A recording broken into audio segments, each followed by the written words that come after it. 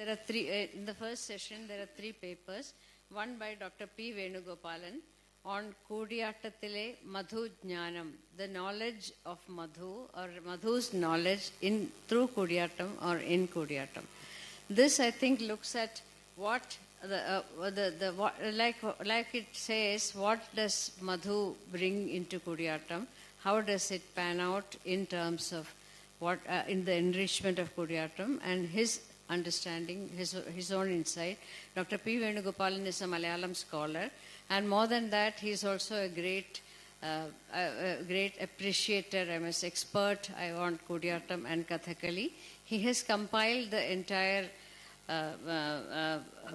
Kathakali plays in 3 volumes, which is a very big contribution to the Kathakali literature, as also the Ataprakaram of Ashirya Chudamani.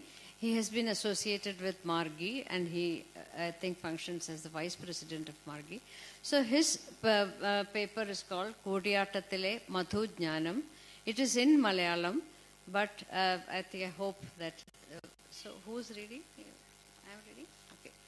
So I will read the paper. I have not seen it before, but I'll read the paper. Maybe if it is too big, long, then selectively. So, 1980... Sorry? And summarize. I should have looked at it before. Yes, I'll try. 1981 ജൂണിലാണ് തിരുവനന്തപുരത്ത് മാർഗിയിൽ കൂടിയാട്ടം കളരി ആരംഭിച്ചത്. 1965 കേരള കലാമണ്ഡലത്തിൽ കൂടിയാട്ടം അഭ്യസിപ്പിച്ചു തുടങ്ങിയതിനു ശേഷം ഒരു പൊതുസ്ഥാപനത്തിൽ ആദ്യമായി കൂടിയാട്ടം കളരി തുടങ്ങിയത് മാർഗിയിലാണ്. പത്മശ്രീ മൂഴിക്കുളം കൊച്ചുകുട്ടൻ ചാക്യാരുടെ മുഖ്യ ശിക്ഷണത്തിലും പത്മവിഭൂഷൺ അമ്മന്നൂർ മാധവ ചാക്യാരുടെ വിദഗ്ധ മേൽനോട്ടത്തിലും ആരംഭിച്ച ഈ കളരിയിലെ ആദ്യ വിദ്യാർത്ഥികൾ കൊച്ചുകുട്ടൻ ചാക്യാരുടെ മക്കളായ സജീവ്, മധു എന്നീ 2 ബാലന്മാരായിരുന്നു. ഒപ്പം കൊച്ചുകുട്ടൻ ചാക്യാരുടെ അനന്തരവൻ രാമനും ഉണ്ടായിരുന്നു. ആ നിലയ്ക്ക് തികച്ചും പാരമ്പര്യ വഴിയിലുള്ള ഒരു കളരി. അതിനകം കൂടിയാട്ടത്തിലെ ബാലപാഠങ്ങൾ അഭ്യസിച്ചതോടൊപ്പം ഇവർ 10ാം ക്ലാസ് വരെ പൊതുവിദ്യാഭ്യാസവും പൂർത്തിയാക്കിയിരുന്നു. ചാക്യാർ കുടുംബങ്ങൾ ആധുനിക കാലത്തിനൊത്ത് ജീവിതത്തിൽ മാറ്റങ്ങൾ തേടിക്കൊണ്ടിരുന്ന കാലത്ത് ഇത് സ്വാഭാവികം. എന്നാൽ ഇവിടെ മാർഗിയുടെ സ്ഥാപകനായ ഡി അപ്പുക്കുട്ടൻ നായർ ചെയ്തത് അതിപുരാതനമായ വലിയശാല ക്ഷേത്രത്തിനടുത്തുള്ള ദേവസ്വം ബോർഡ് വകയായ നമ്പിമഠത്തെ മുങ്ങിക്കുളിക്കാൻ കുളവും കളരിക്കും അരങ്ങിനും മതിയാകുന്ന ചെറിയൊരു നാടകശാല ഉൾപ്പെടെ ഒരാശ്രമ പ്രതീതി നൽകുന്ന ഒരു ചാക്യാർ മഠമാക്കി മാറ്റുകയായിരുന്നു. ബോധന വഴികളും അഭ്യാസക്രമവും എന്നല്ല, ജീവിതശൈലി വരെ ചാക്യാർ പരമ്പരകളുടെ ആദർശങ്ങൾക്കൊത്ത് പാരമ്പര്യത്തെ അനുവർത്തിക്കുന്നതാകണം എന്ന് നിഷ്കർഷിച്ചിരുന്ന ഡി അപ്പുക്കുട്ടൻ നായർ താൻ ജന്മം നൽകിയ സ്ഥാപനത്തിന് ക്ലാസിക്കൽ പാരമ്പര്യങ്ങളെ നിലനിർത്തുന്നത് എന്ന അർത്ഥത്തിൽ മാർഗി, അതായത് ദേശകാലാന്തരങ്ങൾക്ക് അതീതമായി നിലകൊള്ളുന്നത് എന്ന് നാമകരണം ചെയ്തതുപോലെ അമ്മന്നൂരിന്റെ ശാഖയായ മൂഴിക്കുളം, പൊതിയിൽ എന്നീ 2 ചാക്യാർ കുടുംബങ്ങളുടെ പാരമ്പര്യമുള്ള സജീവിനെ നാരായണൻ എന്ന് വിളിച്ച് ആ പേരിന് ചിരപ്രതിഷ്ഠ നൽകി. മധുവിനെ മാധവനാക്കാനും അദ്ദേഹം ശ്രമിക്കാതിരുന്നില്ല. ഇതൊരു ചെറിയ തമാശയായി ചിലർക്ക് തോന്നാം. എന്നാൽ ഇതിൽ അവഗണിക്കാനാകാത്ത പാരമ്പര്യ സംരക്ഷണ വ്യഗ്രതയിൽ ഊന്നിയ ഒരു കലാദർശനം നിഹിതമാണ്. So what Dr. Venugopalan is saying is that how Margi was formed and how it was started, the first in a public kind of an institution. It's the first time in 1981 June that Margi was formed, and also how Padma Sree Murikulam Kochukuttan Chakyar was the main teacher, and also the guidance was by Padma Vibhushan Ammanur Madhava Chakyar. And Sajeev and Madhu, 2 young boys, started learning Kutiyattam, And also it was set in the extremely traditional mode of acting and teaching. Margi was set in that kind of a format. It is not just that. Appukuttan Nair tried and searched for a small little place near the temple of Valiyashala, which was run by Devaswam board. And what he did was, there was also a small little pond to take a bath, and there was like the whole thing felt like a small place, but like an ashram. So that is the kind of ambience that that was provided to them. And of course, Appukuttan Nair was very insistent that the teaching and the learning should be in the classical format according to all orthodox principles. And also the institution was called Margi, which means transcending time and space, which is perennial. So it was very apt for an institution like Margi.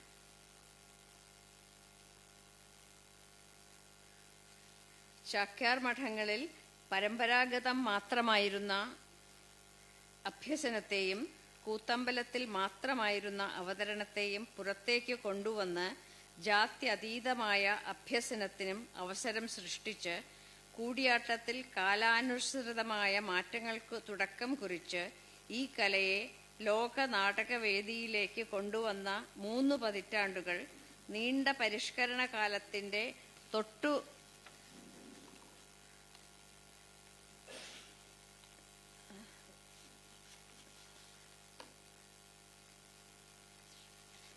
തൊട്ടു പിന്നാലെയാണ് മാർഗി സ്ഥാപിതമായത് എന്ന കാര്യവും വിസ്മരിച്ചുകൂടാ. ആ പൈങ്കുളത്തിന്റെ പരമാരാധകന്മാരിൽ ഒരാളായിരിക്കെ തന്നെ പാരമ്പര്യ ശിക്ഷണത്തിന്റെ ഈടുവയ്പ്പുകളിലേക്കാണ് അപ്പുകുട്ടൻ നായരുടെ ശ്രദ്ധ തിരിഞ്ഞത്. ഓരോരോ കാലങ്ങളുടെ സാഹചര്യ വിശേഷങ്ങളാൽ 1-2 നൂറ്റാണ്ടുകൾക്ക് മുമ്പ് തന്നെ ഈ മഹത്തായ നാടകശാലയിൽ ചാക്യാന്മാർക്ക് കൈമോശം വന്ന അതിവിപുലമായ ജ്ഞാനവിജ്ഞാനങ്ങളെ അരങ്ങിൽ പ്രത്യാനയിക്കുന്ന ഒരു മഹായജ്ഞത്തിലേക്കാണ് ഈ ഗുരുകുലത്തെ അദ്ദേഹം നയിച്ചത്.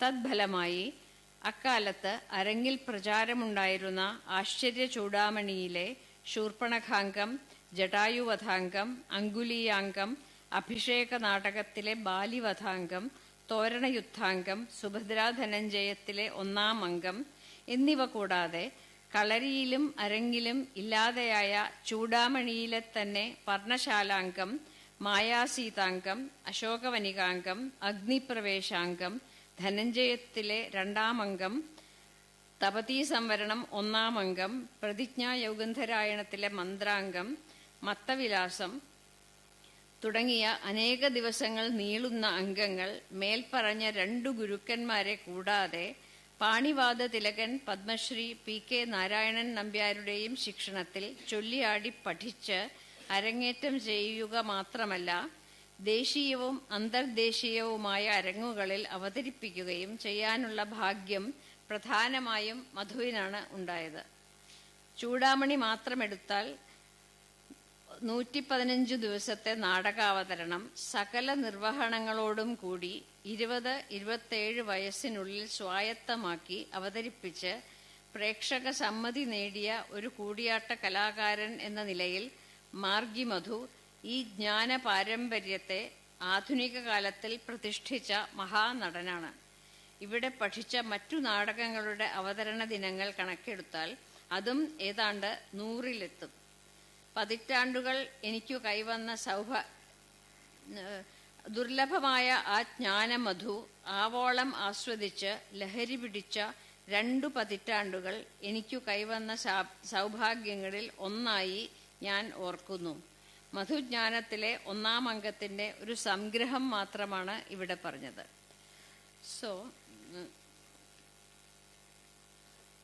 So then he is talking about the transformation that happened after Kutiyattam was taken out of the temple, and then providing a stage outside the temple so that everybody could see it. And this was done by mainly the person who was responsible for doing this was Payunkulam Ramachakyar. But even though he was a great admirer of Appukuttan Nair was a great admirer of Payunkulam Ramachakyar, this great tradition of knowledge that may have got lost when this was edited into smaller segments, he was aware of that. So with that, he was trying to bring back that knowledge, a big mahayajnam, a big sacrificial ritual, to bring back all that knowledge back into the scene. And so all these acts that I mentioned, including Shurpanakhankam, Jatayuvathankam, Anguliyankam, etc., which were said, brought all that back for after performing every week and every time, and it was a long tradition of every weekly performance. But then before that, rigorous training also for the actor, and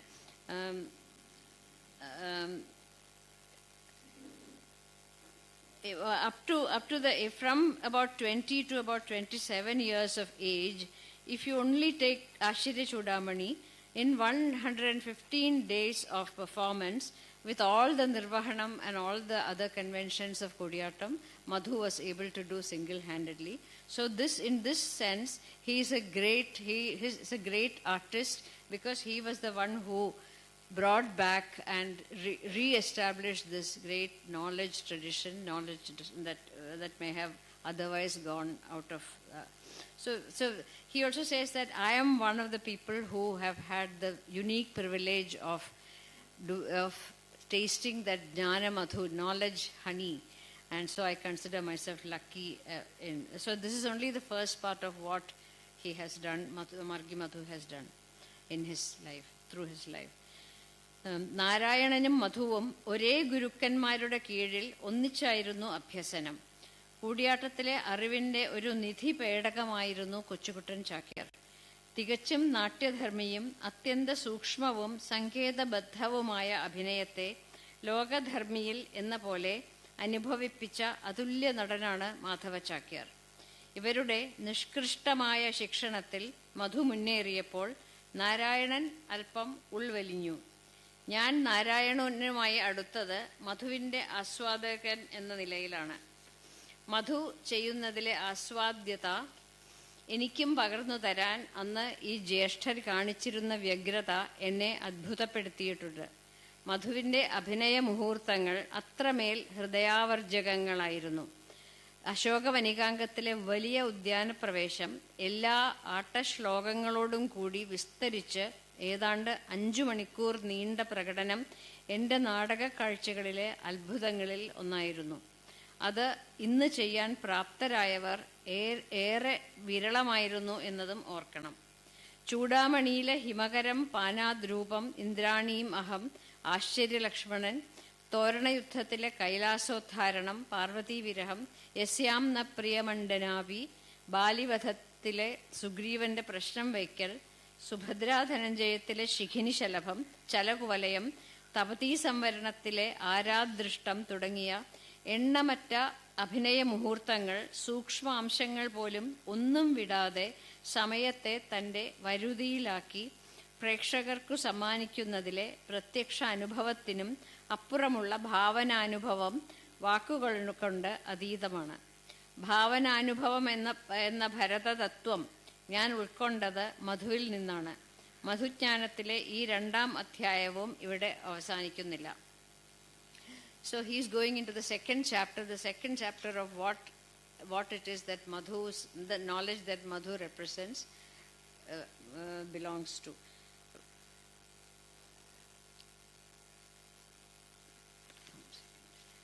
So while the knowledge of the great knowledge that was in Kutiyattam, when that came out of the temple, and the first signaling the first change was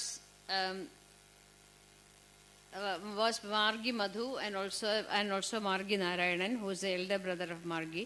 Though Madhu went ahead doing these roles one by one, Margi Narayanan, who was actually, his name is Sajeev, but who was renamed by Apota Nayar as Narayanan, was went back a little bit, but he was so good to his brother that he used to transmit this, whatever the younger brother did, to all the audiences, including Dr. Venugopalan. So in a way, the world is also very much thankful to Narayanan as much as Madhu in the transmission part of it, and he's also, of course, a great actor. So, and one of the big wonders that Dr. Venugopalan says he has experienced is the Valiya Udyana Pravesham of Ashoka Vanikankam, which was for about 5 hours, which stretched to about 5 hours. And there is a very few people left in Kutiyattam scene who can do it in the same way. And then he also lists all the other sections that Madhu has excelled in it, in which I just spoke in Malayalam. It's the same thing, but that needs more. And out of all this, what he has experienced is the bhavana anubhavam, experiencing through the imagination, how imagination operates in making this an experiential aspect of Kutiyattam. And so this is this. He says that I understood the full significance of bhavana anubhavatvam only mainly after Madhu has demonstrated this to all of us.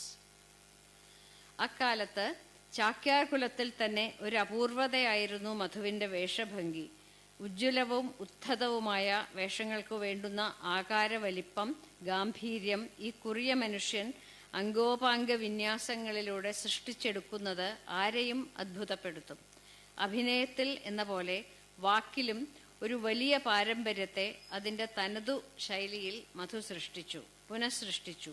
ആ വിദൂഷകന്മാരും പ്രത്യേകിച്ച് പുരുഷാർത്ഥവും മന്ത്രാംഗവും മറ്റും രസിപ്പിക്കുക മാത്രമായിരുന്നില്ല, ജ്ഞാനവിജ്ഞാനങ്ങളുടെ ഒരുപാട് ലോകങ്ങളിലൂടെ എന്നെ സഞ്ചരിപ്പിച്ചു. സംസ്കൃതം പഠിപ്പിക്കുക എന്ന ധർമ്മവും നിർവഹിച്ചു പോന്നു. മധു ഇവിടെ നിന്ന് സംസ്കൃത സർവകലാശാലയിലേക്ക് പോയതിൽ പിന്നീട് നാരായണൻ ആ കുറവ് വലിയ ഒരളവിൽ പരിഹരിക്കുക മാത്രമല്ല, വാക്കിലും പൊരുളിലും അഭിനയത്തിലും രസസ്രവം അനർഗളമായി.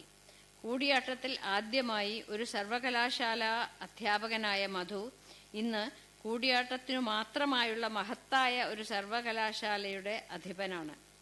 നേപഥ്യ ഇന്ന് ലോക സർവകലാശാലകൾക്ക് ആതിഥ്യം അരുളുന്നു.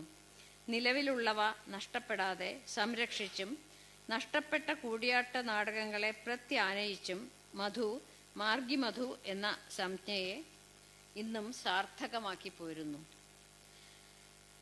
So he also talks about the beauty and the excellence of Madhu's aharya, how he comes out after donning any of these veshams, any of the guises that he takes out in characters that he takes on in Kutiyattam.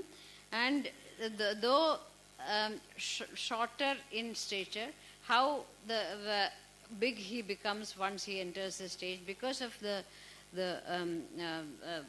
how he enacts each role and how that comes out to the audience as when nobody even notices that aspect of his otherwise smaller personality. And apart from abhinaya of the Kutiyattam, he also created a very large universe of oral rendering, oral acting through Prabandha Kuta, and also other Purushartham, Mandrangam, and all those other acting. And not only that, this made people who listened to him travel through many, many universes of knowledge. Jnana Vijnanangalude ഒരുപാട് ലോകങ്ങളിലൂടെ. And he also did the service of teaching Sanskrit to younger people, to students. And when he went to the Sanskrit university, Margi Sajeev Narayanan fulfilled the role that Madhu had taken, and he did that very well. But then he may have gone to the Sanskrit university, but now Margi Madhu is the unquestioned master of a very big university that teaches Kutiyattam, which is called Nepathya. And not only that he is teaching Kutiyattam, but he also gives welcomes many people from all over the world, including international audiences. And what he did in one sentence was to protect and preserve and safeguard what was lost, but also whatever was lost, bring it back into the world of knowledge. So then, in that sense, Margi Madhu, he does justice to his own tradition and his name also. Thank you.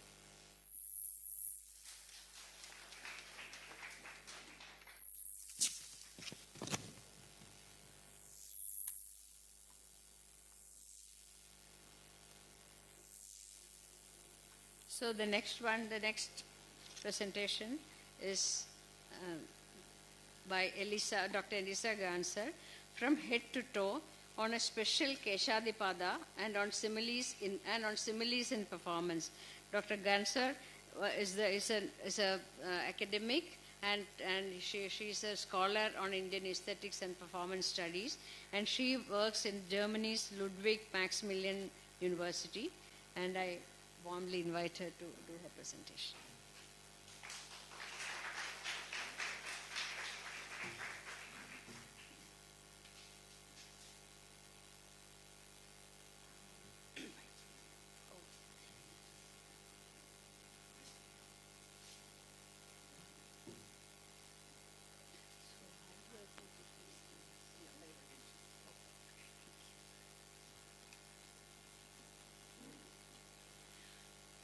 Actually, I have some nice images, so I invite you maybe, if you want to see the PowerPoint, to sit in the audience if you want. Yes, of course. Yeah.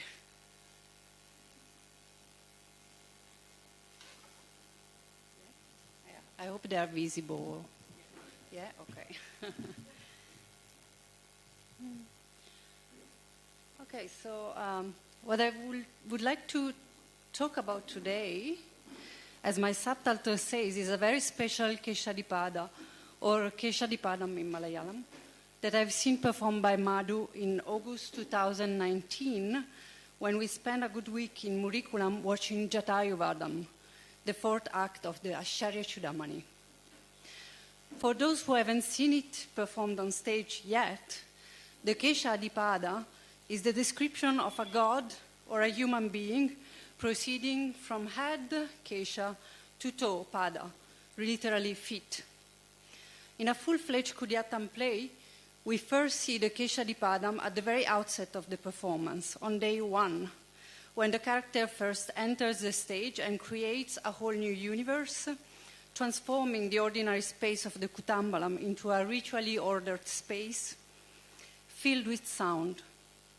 As part of the rituals that accompany this opening, the actor performs a head-to-toe description of the parents of the universe, Shiva and Parvati.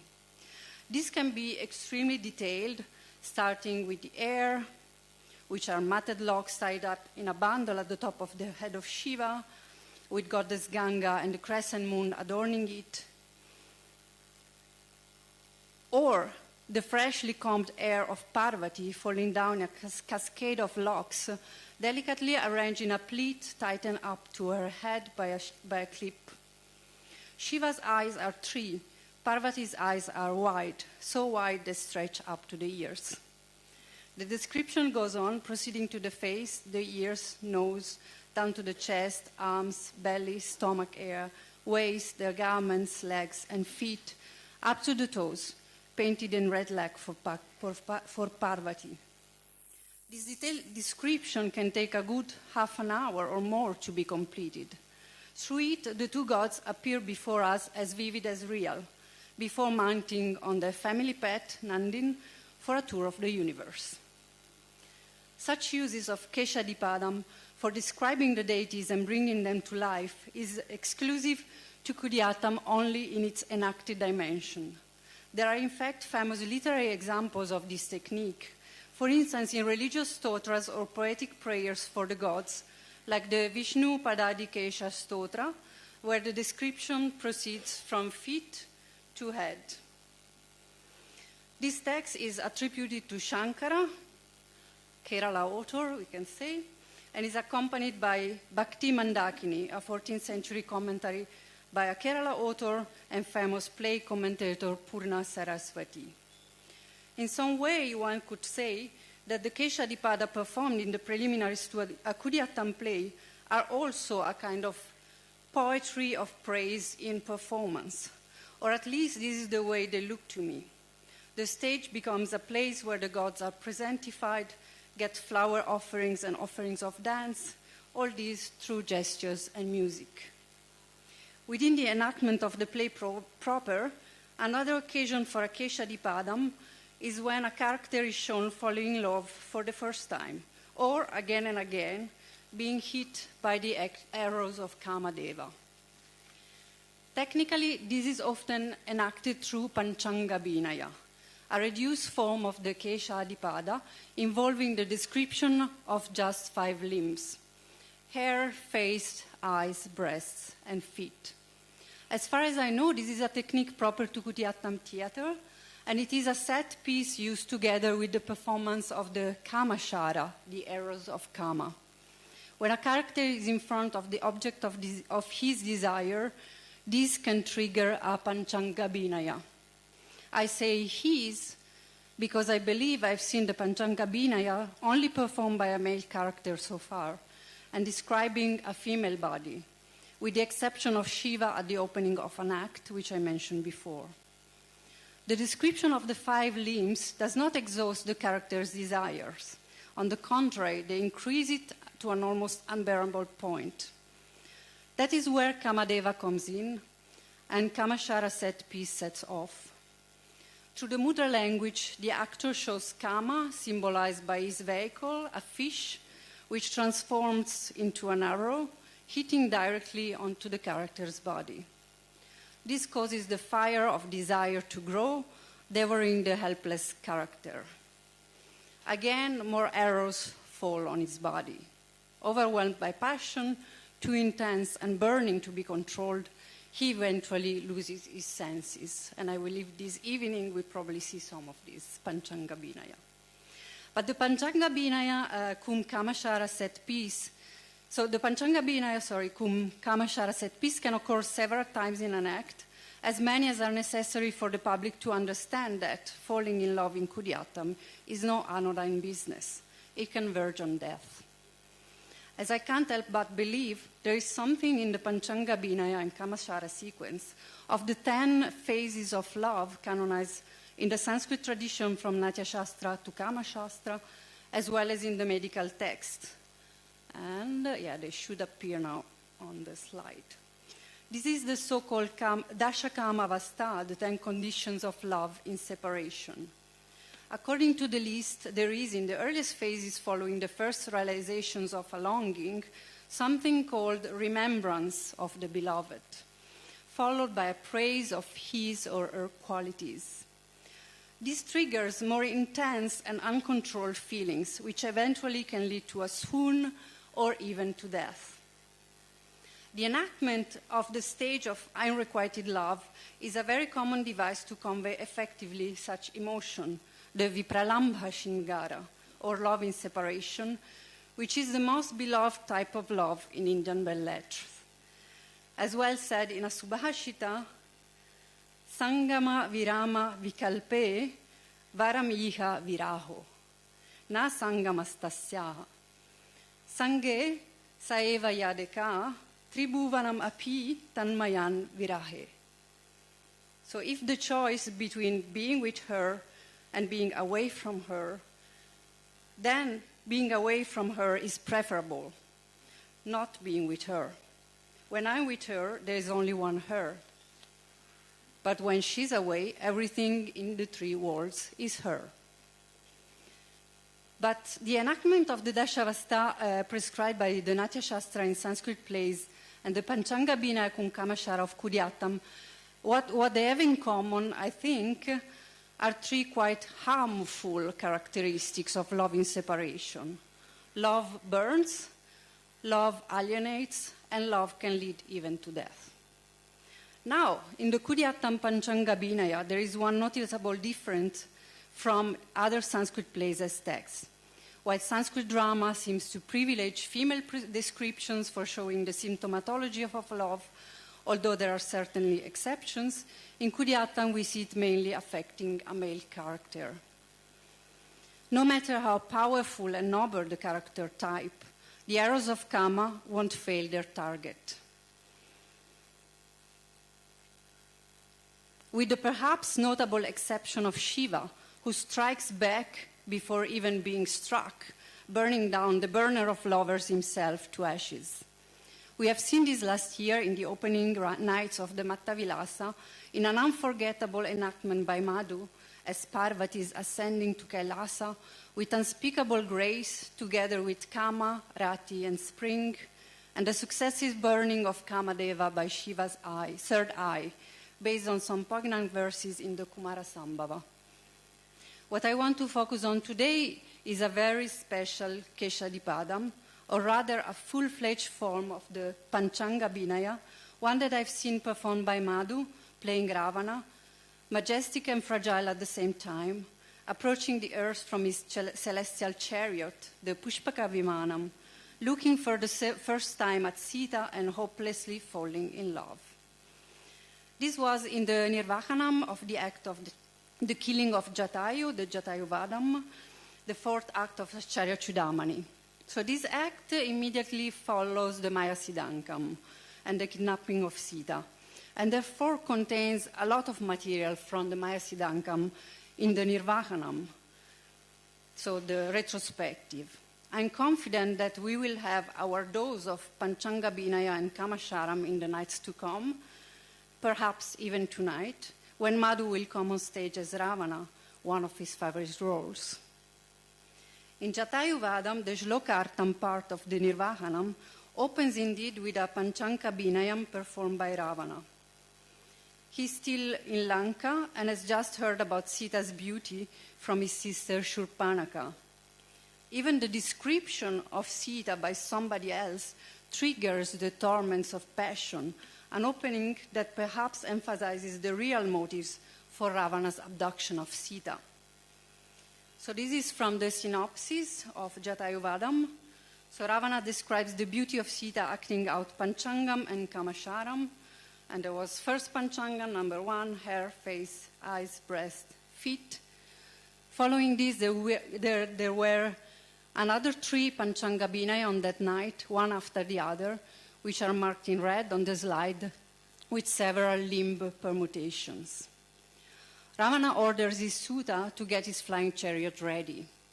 He gears himself for battle and takes his famous sword Chandrahasa. He watches the Suta bring his chariot around and asks Shurpanaka to get on board. He's on his way. Panchangam number 2. Ravana again adds out Panchangam and Kamasharam, that was the number 2. So he feels ashamed as he catches his sister watching him. Looks around to see if anyone else is watching. He observed gods mocking him. He orders his charioteer to drive fast. But again, Panchangam number 3 happens. Once again, Ravana does Panchangam and Kamasaran and feels embarrassed in his sister's presence. He warns the mocking gods that he will fix them after he brings Sita to Lanka. Panchangam number 4. Although I could not find my notes on these, or perhaps I got too engaged in this scene to even take out my notebook and scribble something, I'm pretty confident that the special Keshadipada I want to address here happened on the next night, the second day of Mayarama's Nirvahanam.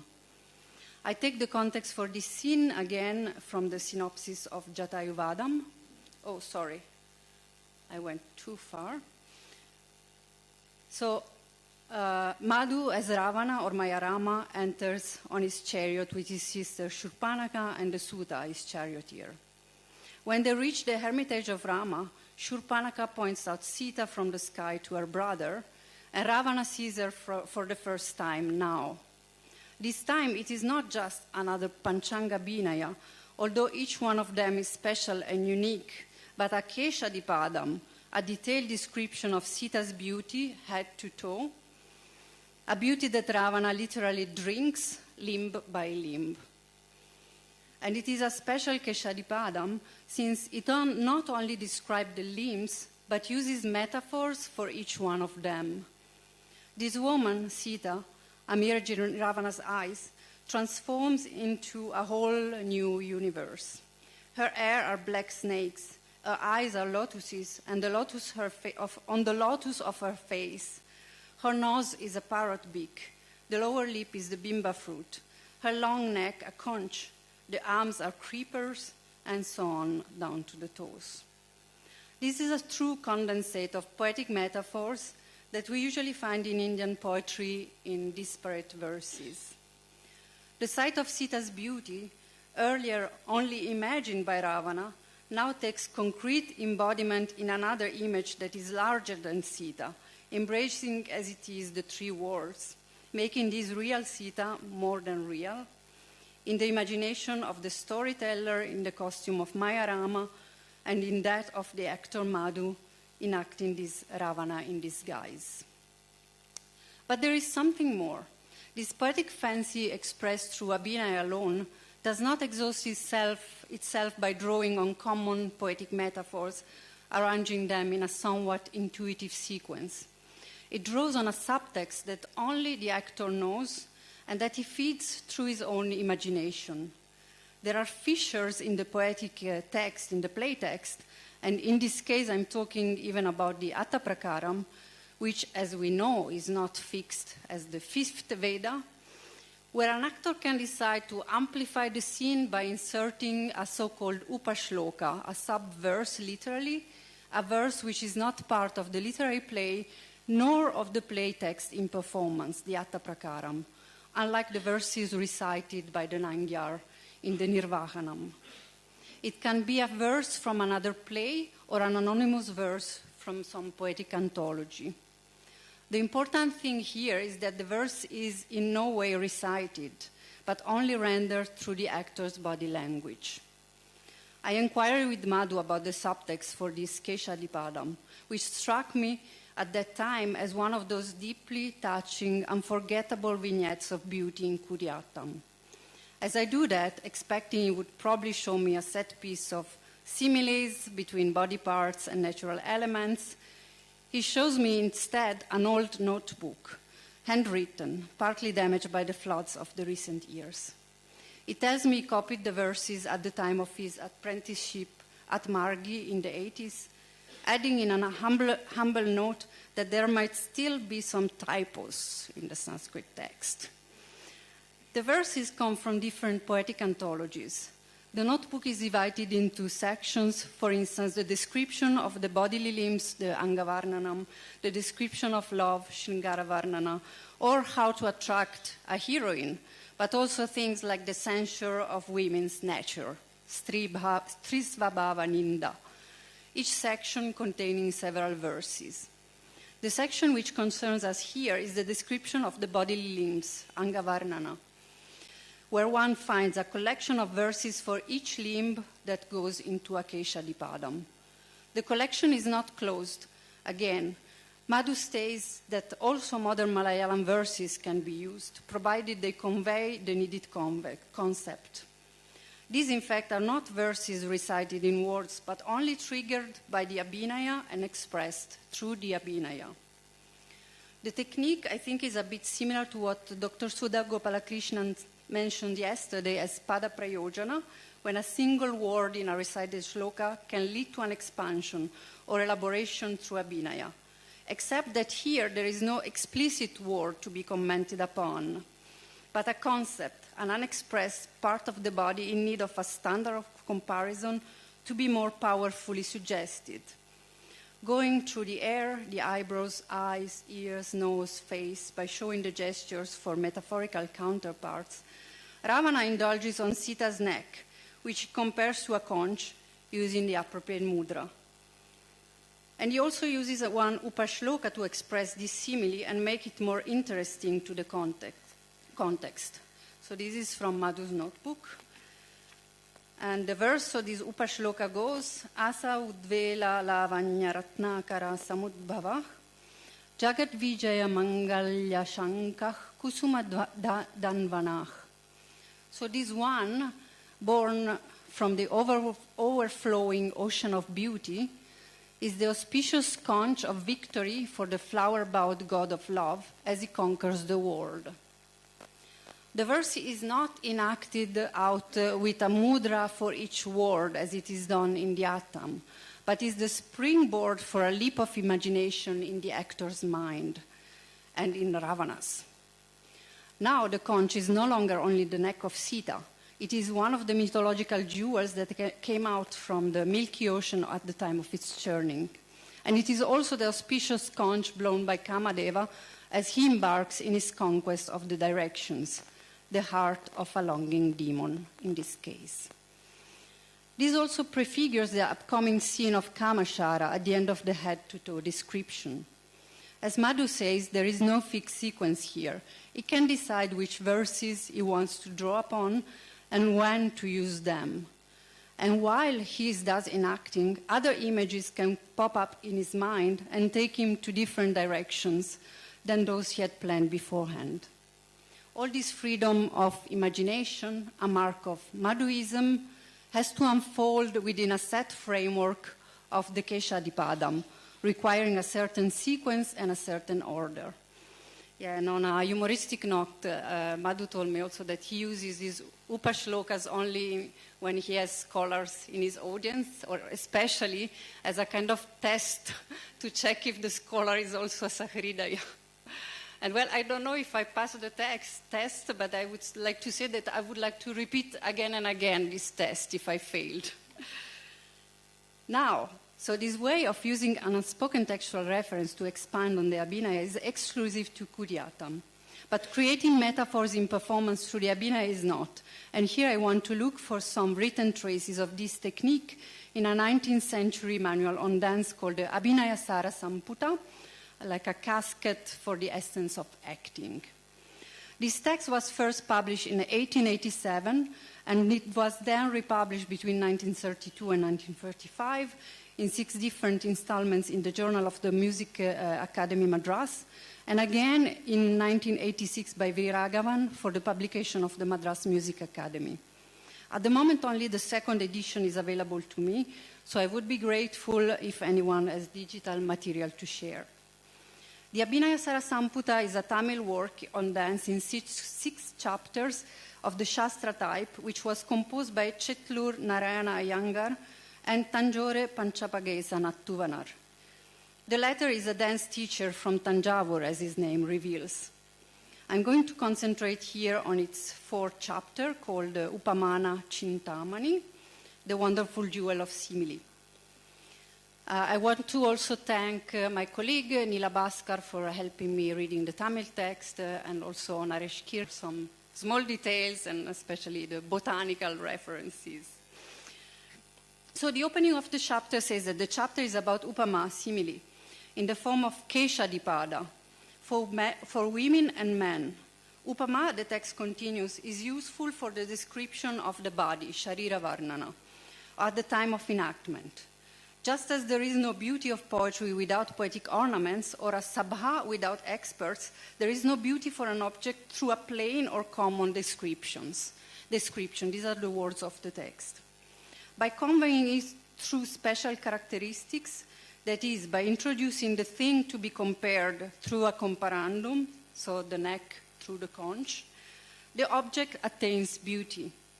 With such considerations, poets of the past relied on elaboration, and he uses the word prapanchopakarin in their writings when they talk about the body. Without conveying directly the limbs of the body, they reveal them through similes, such as the moon-like face, Indumukha, the lotus-like eyes, Kalanetra, etc. The text presents itself as a summary of those upamanas created by poets as suitable standards of comparison for the bodily limbs, and proceeds to show for each of the different limbs what the appropriate metaphors are for both women and men, proceeding from head to toe as a keshadipada. For the hair of the woman, the standards of comparison are clouds, thickness, the fruit of the laburnum or the golden shower tree, which you see in the picture, the first picture, the darkness of a flower grow, black sand, a swarming of bees. also in the slide. The braid can be compared to a black snake or to the trunk of a female elephant. And here I trust Google that it's a female elephant on the picture. I know there are some experts here in these rooms on elephants, so please let me know if this is wrong.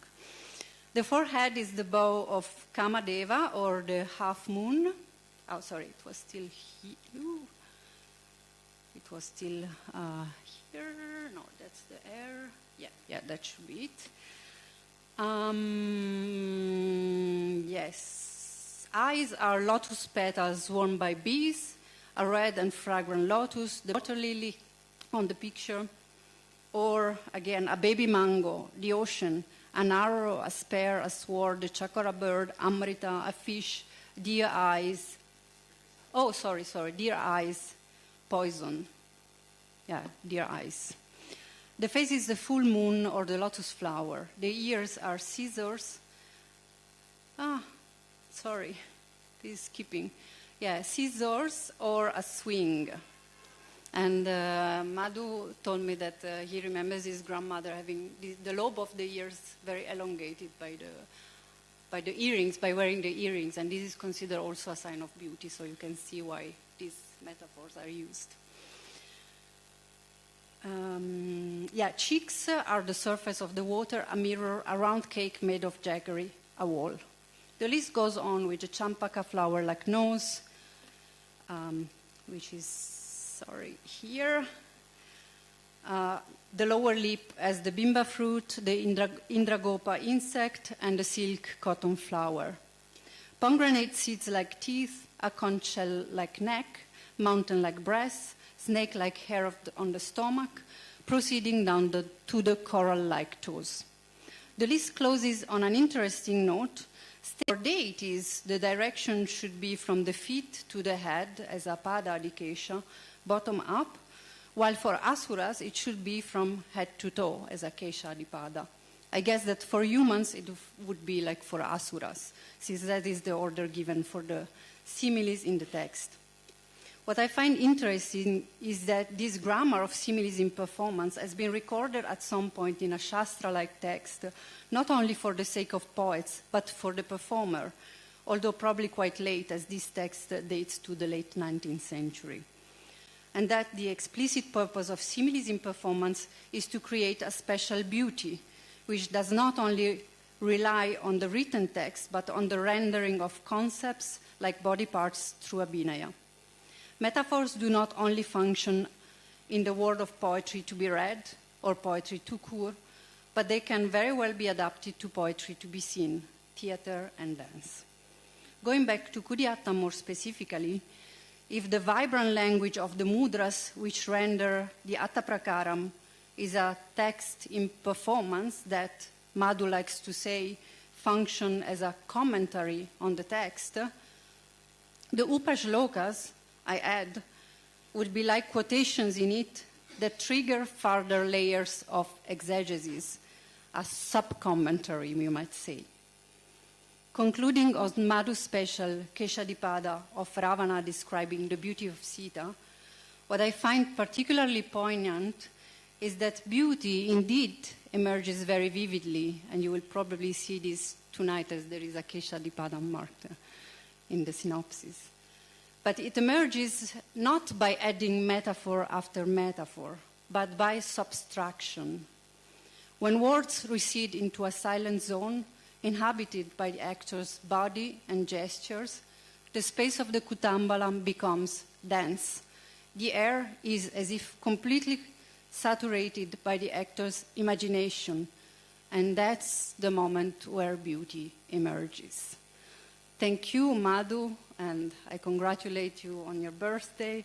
And I want to finish on an image of kind of saturated air as well. It's an Italian Mannerist painter of the 16th century called Arcimboldo. And that is maybe what a head-to-toe description in his imagination would look like. And I thank you for your attention.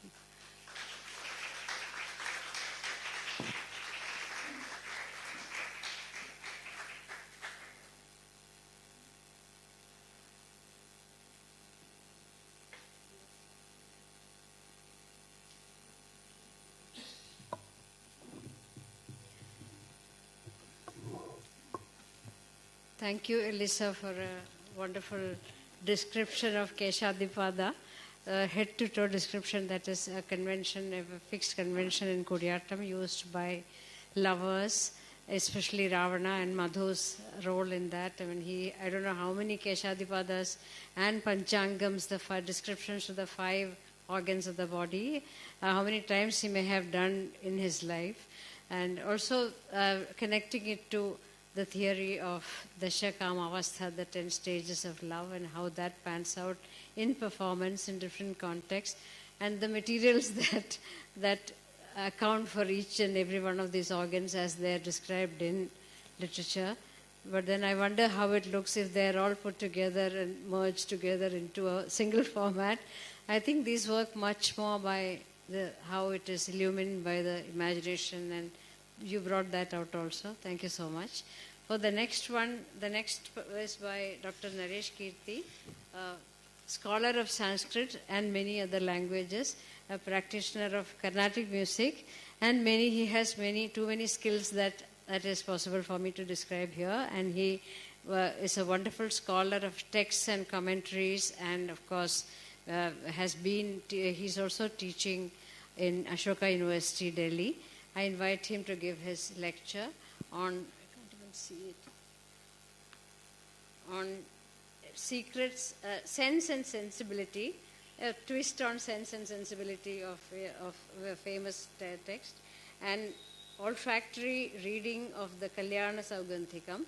Let us see how scent becomes murta from the evanescent to the concrete in his lecture.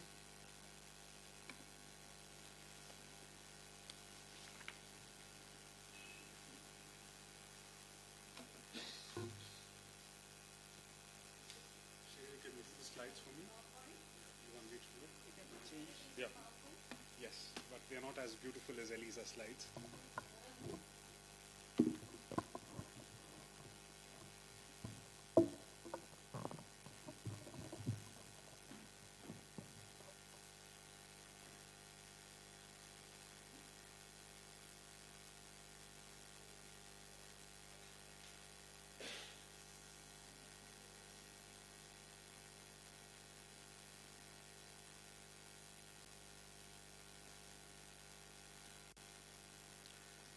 Good morning, everyone.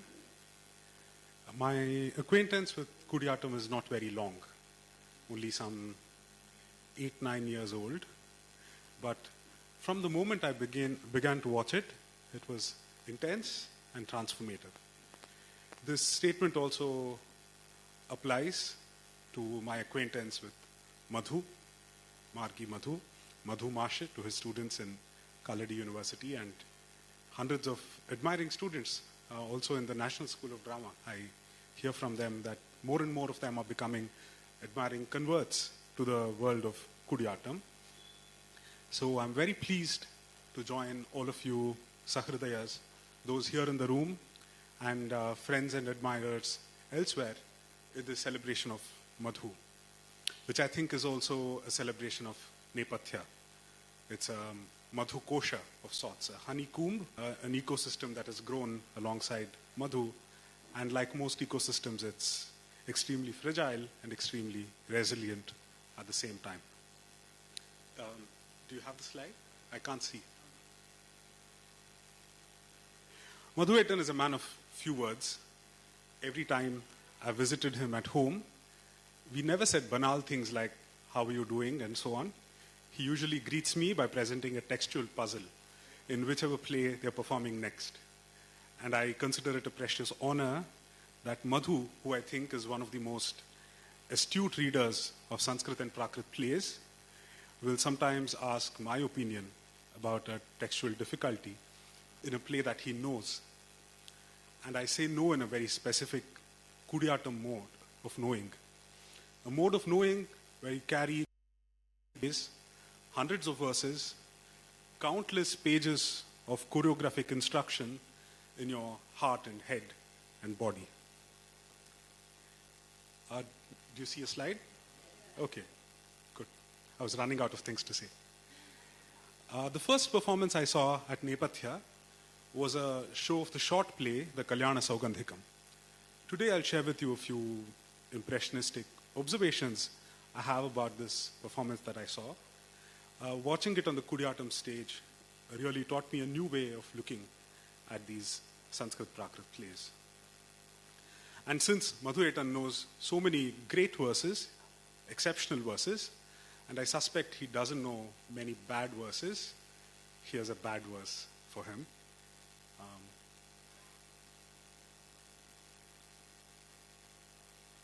Can you see the verse? Okay.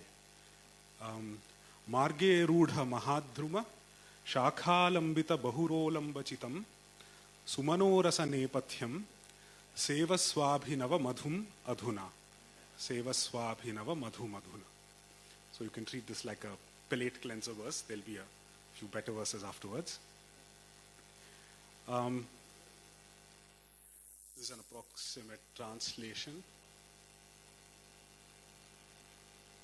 So, sevasva abhinava madhum adhuna, savor or relish this fresh honey, abhinava madhu, that came from the nectar of flowers, sumano rasa, the nectar of flowers, and that had the nectar of flowers as its raw material, nepathyam, sumano rasa nepathyam. And where did the honey come from? Shakha lambita bahu rolamba chitam. It was collected by bees that swarm the branches of a giant tree, Mahadruma, that grew by the road, that grew by the wayside, Marga or Margi. And it's possible to read some little samasoktis here, and one could also split the words a bit differently. So you could also read it as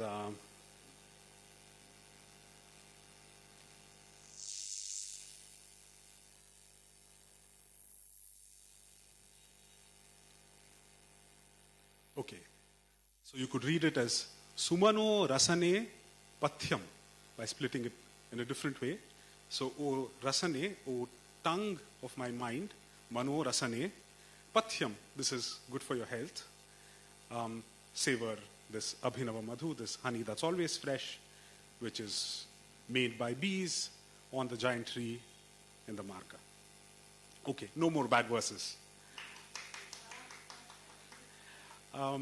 So as I said earlier, my paper is about the first play I watched in Kutiyattam, the Kalyanasaugandhikam. As with many Sanskrit titles, the name invites many poetic readings. So Kalyanasaugandhika, the auspicious Kalyana, flower, the fragrant flower, or the tail of the auspicious fragrant flower, if one wants to be literal. It could also be the tail of the Vidyadhara Kalyana, because one of the characters in the play is called Kalyana, and the Saugandhika flower, if one wants to be more literal and more clumsy. But I feel I would render the name in English as the scent of good fortune.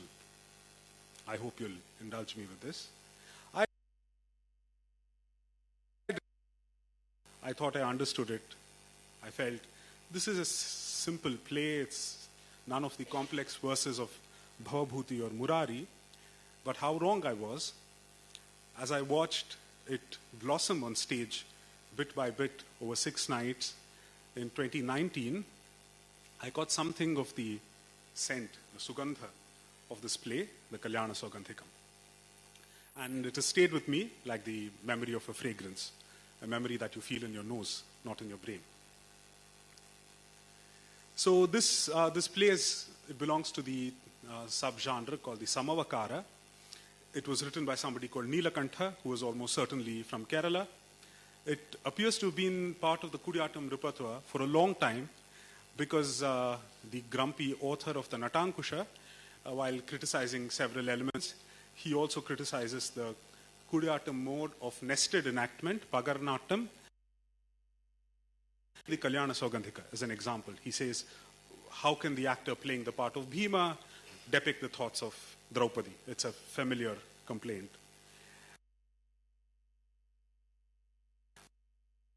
The Saugandhika Apaharana, the theft of the Saugandhika flowers, because Bhima has to break in to the garden of Kubera, the Yaksha, and he has to steal these flowers. It seems to have been a somewhat popular theme.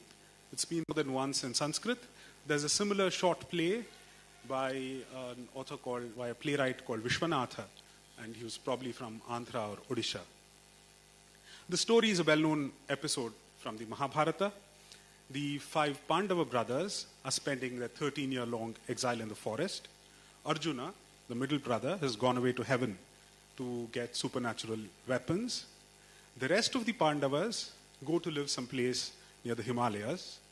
Their queen Draupadi goes to the river and finds this flower with a supernatural fragrance.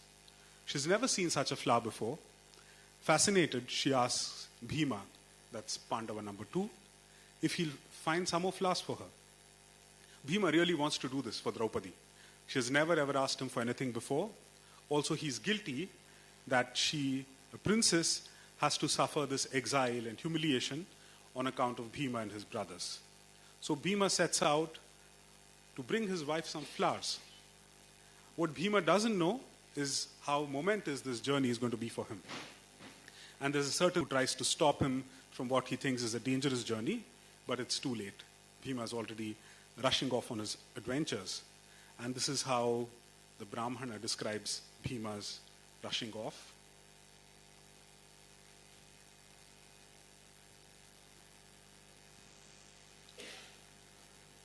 Badhirayati jaganti shankhanadai kirati mahim agamai gadavarugnai anucharam apagarvam eva kurvan pitaram ivapa hasan javena yati. So how is Bhima setting out? All you can hear in the whole universe is the call of his conch shell. The mountains he shattered with his club lie scattered on the earth. And look at his speed. He strides ahead as if to outrun his father, the wind. And soon after this is a verse of Bhima, where Bhima describes his gait, and it's kind of similar. We see Bhima enter on day 3, and Madhu-jnanam had performed it. And Bhima has this verse describing what he does when he's clearing the forest and running up the mountain.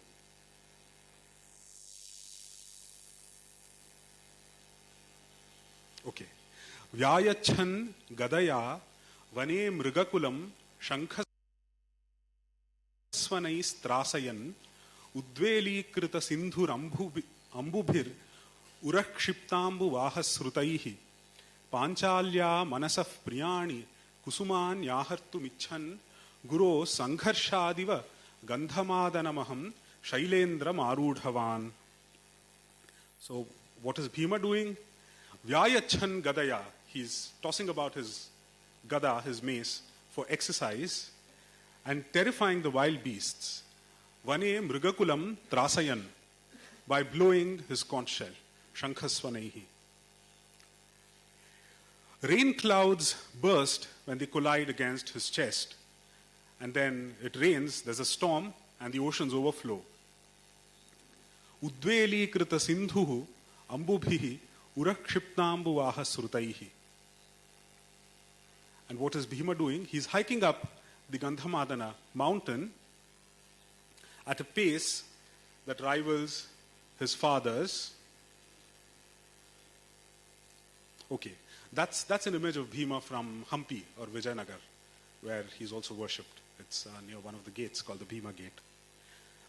So Bhima is striding up the mountain at a pace that rivals his father's so that he can bring his wife some flowers that she likes. As we can see, both verses have a pointed reference to Bhima's father. And this is not his earthly father Pandu, but his divine father, the wind or Vayu. And as Bhima continues to go up the mountain, and we must pay attention to the name of the mountain. It's called Gandhamadana. It's a place that bewitches you, Madana, with its perfume. Bhima sees and hears many marvelous sights and sounds. He sees a Siddha woman playing on a swing, and before that, he sees this very cruelly beautiful scene. An elephant is attacked first by a python that begins to swallow it from the behind, And then as the elephant is struggling to shake off the giant snake, he's attacked by a lion from the front. The lion pounces on the head of the elephant and sinks its claws and teeth into the head of the lion. Those who have seen this scene may remember the gorgeous elaboration of the scene. And you don't see a green-faced Bhima on stage anymore. You see an elephant trapped between the anaconda and the lion in this deadly, frenzied struggle, and then the tortuous, slow death of the elephant. I suggest that you remember this strange, outlandish scene and the play and Bhima's adventures. In the second day performance, we see a complex Nirvahanam, which, as always, is like the Russian Matryoshka doll, one story within the other. And it's the narrator in Bhima's costume. They're telling us about Hanuman as Bhima is trekking up the Gandhamada mountain. The narrator is telling us how Hanuman, who's Bhima's half-brother, he's the son of the wind as well, also lives in the Gandhamadana mountain. How are they related? They're both sons of the wind god, Vayu. And then we are taken through these larger-than-life adventures of Hanuman, how he sprang across the ocean, how he discovered Sita, how he gave her Rama's message, how he set the city of Lanka on fire, how he participated in the battle back to Ayodhya to celebrate Rama's victory, and then he thought he had a nice career and he's going to retire. So he went to the Gandhamadana mountain. Then the narrator, still in Bhima's costume, shifts into the mind space of Vayu, the wind who goes everywhere and sees everything. The wind remembers the backstory of Bhima and his brothers. He remembers the game of dice. He remembers how Draupadi was humiliated and who were born thousands of years apart to meet.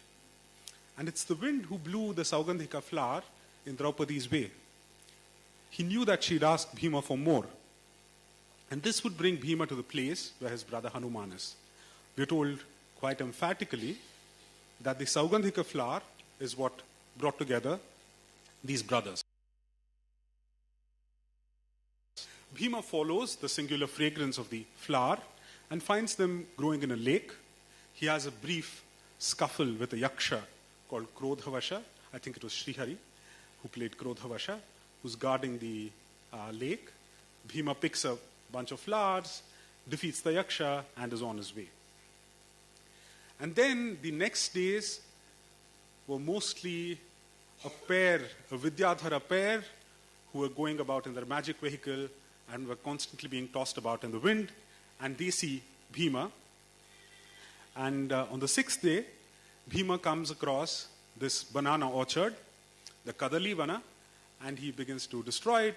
He yells out a challenge to whoever may be living there, who may care to stop him.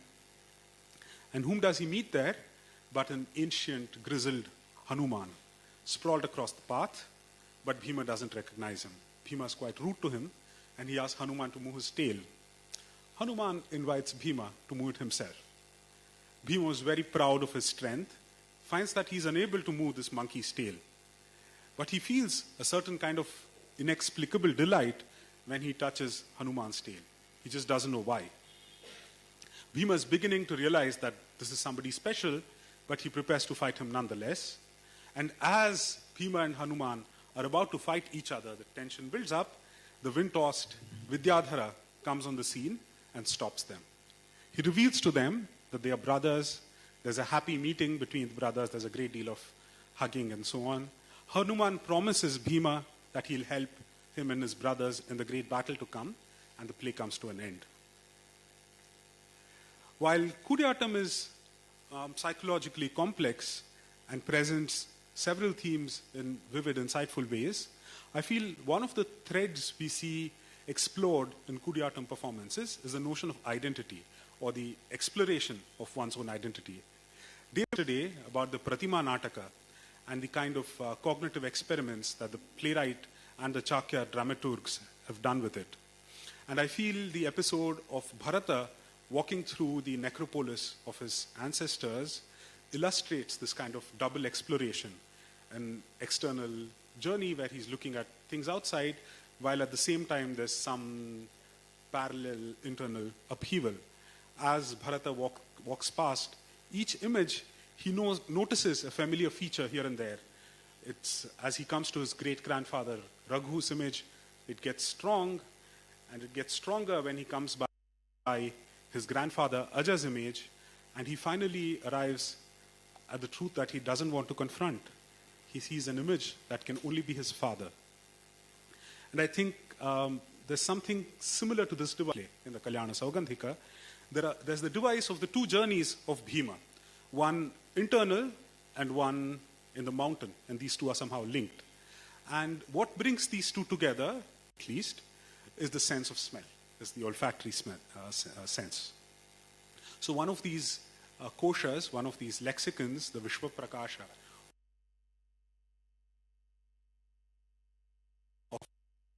the polysemy of Gandha is as follows. Can you change slide? Next. You see Gandha there? Yes. Gandho Gandhaka Amode Leshe Sambandha Garvayoho. So the meanings of Gandha is Gandha for smell, the neutral sense of the word smell. Gandha for Amoda, that is the positive sense, the fragrance. Lesha, a trace or a vestige. Sambandha, a connection or a relation. And Garva, pride. And that's an image of Bhima trying to toss Hanuman's tail from the temple of Tirukkurungudi in Tamil Nadu. And I suspect in our play, the playwright Nilakantha is juggling with all of these senses of the word Gandha. Apparently, Bhima had gotten too proud and reckless. So, Gandha in the sense of pride, Garva. So, his father, the wind, and the word was used more than once in the play. One of the names of the wind is Gandhavaha, the one who carries scents, both the neutral Gandha kind and the pleasant Amoda kind. The wind arranges this whole episode so that Bhima's ego is set right and brought into balance. Bhima sets out on the trail of a floral Gandha, that of a flower named for its fragrance, Saugandhika, so that he can please his wife. I've heard that it's a very smart thing to do. Bhima, when he sets out to find these flowers, tells his wife Draupadi, also discovers something or somebody that he has kinship with. Gandha in the sense of relationship. One of the terms in Sanskrit for kinship is Sagandha, somebody who shares the same fragrance. Those of you who've read the Abhignana Shakuntala may remember the scene involving the couple Dushyanta and Shakuntala. They are sitting in the forest. A deer comes by to drink from the river. But the deer hesitates to go down and drink because Dushyanta is a stranger. Dushyanta offers the deer some water using a lotus leaf as a cup, but the deer refuses to drink from his hand. When Shakuntala holds out the same cup, the deer drinks. Dushyanta is very amused by the whole scene, and he teases Shakuntala, saying that she too, like the deer, is a creature of the forest, which is why he trusts her. Dusyanta's line in the text is Sarva Sagandheshu Vishwasiti. Everybody trusts a kin here. Everybody trusts someone who smells the same as them. So it literally means someone who has the same samskara or the marks of the same habitus. We see an extension of this cognitive semantic daisy chain of meanings in another Sanskrit term that is sometimes used for smell, especially in South India. And this term is vasana. So the oldest uses are in yoga and Buddhist philosophy, and vasana usually refers to these karmic traces, tendencies, or imprints that someone carries from a past life. And also in our play, some deep-seated vasana surfaces in Bhima and also in Hanuman when they recognize each other. And the violent episode of the elephant trapped between the lion and the anaconda, it seems to prefigure this life-changing experience that Bhima has of discovering a brother that he never knew he had. Fragrance, or rather scent, is the golden thread of this play. It's a bit like Proust's Madeleine, simultaneously an Alambana Vibhava, and an Udipana Vibhava. Smell is one of the most basic of the senses. It's a part of our reptile brain. It's a part of our sensorium that goes back to the part of our brain that we share with elephants and lions and pythons. But our olfactory vocabulary tends to be rather poor, and we rely on the crutches of objects when we have to name smells. It was by watching this play in Nepathya in 2019 that this sensory richness of the Kalyanasaugandhikam came to me, and it drew my attention also to the olfactory sense in literature by reading the play not just by myself, but with this goshti of learned, sensitive rasikas, Elisa, Keshavan, Sudha, David, many others, through the immensely helpful morning classes at Nepathya, where this family of virtuosi patiently showed us, some of us rank beginners, the undercarriage of this play. And finally, by watching the play on stage, as it blossomed over 6 or 7 nights, I think I'm beginning to understand the fragrance of a Sanskrit Prakrit play. I don't have a grand conclusion. This is all I had to say. I can only say this. Thank you, Madhu Etan. Thank you for your questions. Thank you for your answers. Pashyama Sharada Shatam, Mo Shatam. I hope we see you perform for 100 years. Thank you.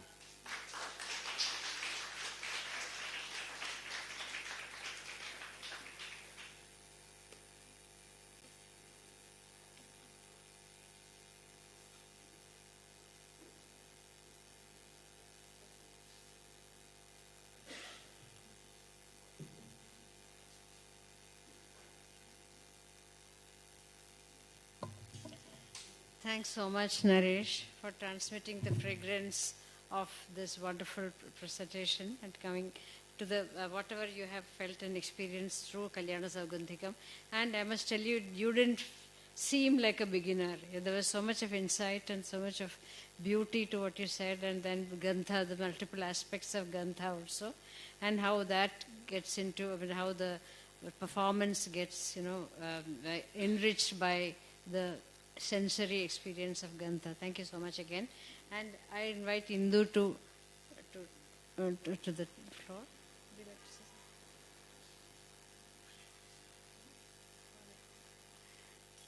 I request Sudhaji to be please on the stage.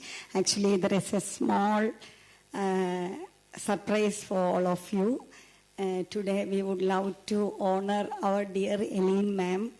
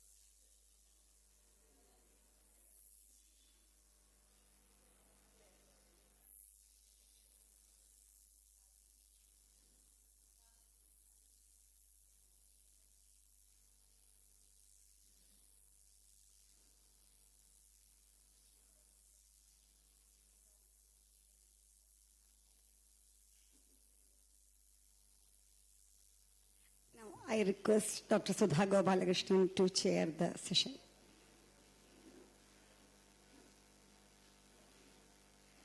Also, I request Professor Narayanan and Mayan to come on the stage.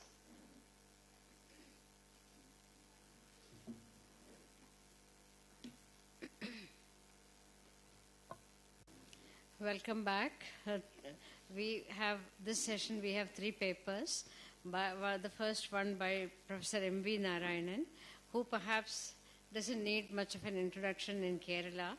He has been an expert on performative studies across Kerala, and also has done comparative literary assessments between Western and Indian theories of performance and also literature.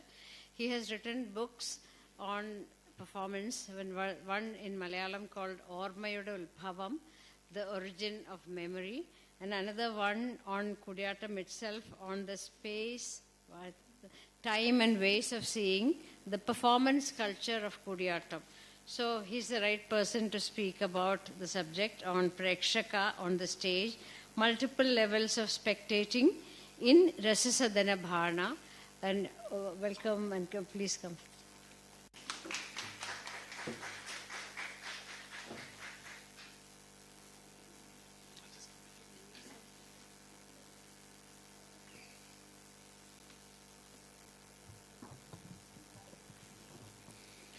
Ellavarkum namaskaram. Good morning to you all.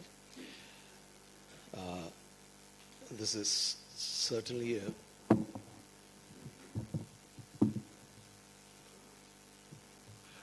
certainly a privilege and a great pleasure to be here when we are all celebrating Madhu's Shashtipurti, because as a spectator of Madhu's work over the last 30-odd years, it's been really a journey of sorts, seeing him blossom, bloom, and become today almost the unchallenged master of Kutiyattam. I still remember a few months back going to Kalamandalam to see Madhu's performance of Vali Udyana Pravesham. My wife and I were supposed to take a flight early next morning. We had to go there because there was a meeting before that in which I was supposed to speak. And we thought we shall just start the beginning of the performance and come away. But what happened was, the beginning we saw and we couldn't move, and I wasn't sure. Meera was not sitting beside me, she was sitting a little bit of a way off. So I didn't want to go, so I messaged to her on the mobile and asked her, Enda povano, do you want to go? And her reply was quite curt, you may if you want, I am not. Well, that was it. So we stayed and watched till 2:30 in the morning. That was a revelation, an absolute revelation. Revelation in the sense that was performative power at its best, where when someone quoted here that you learn and forget, as Madhu said, that is where the actor forgets himself and where reaches another level entirely. So I wish Madhu many, many more years of better heights, greater heights in his performance. And I pray that it happens. The paper, it's not really a paper. It's more a set of thoughts that were inspired by a performance of Margi Madhu, of a segment of the Rasasadana Bhana by Godavarma Yuvaraja of Kodungalur, which I happened to see a around a month back, and which prompted me to actually read the whole Bhana and realized that there was something that needs to be looked at, not just in the Bhana, but in the way Madhu approached that entire performance.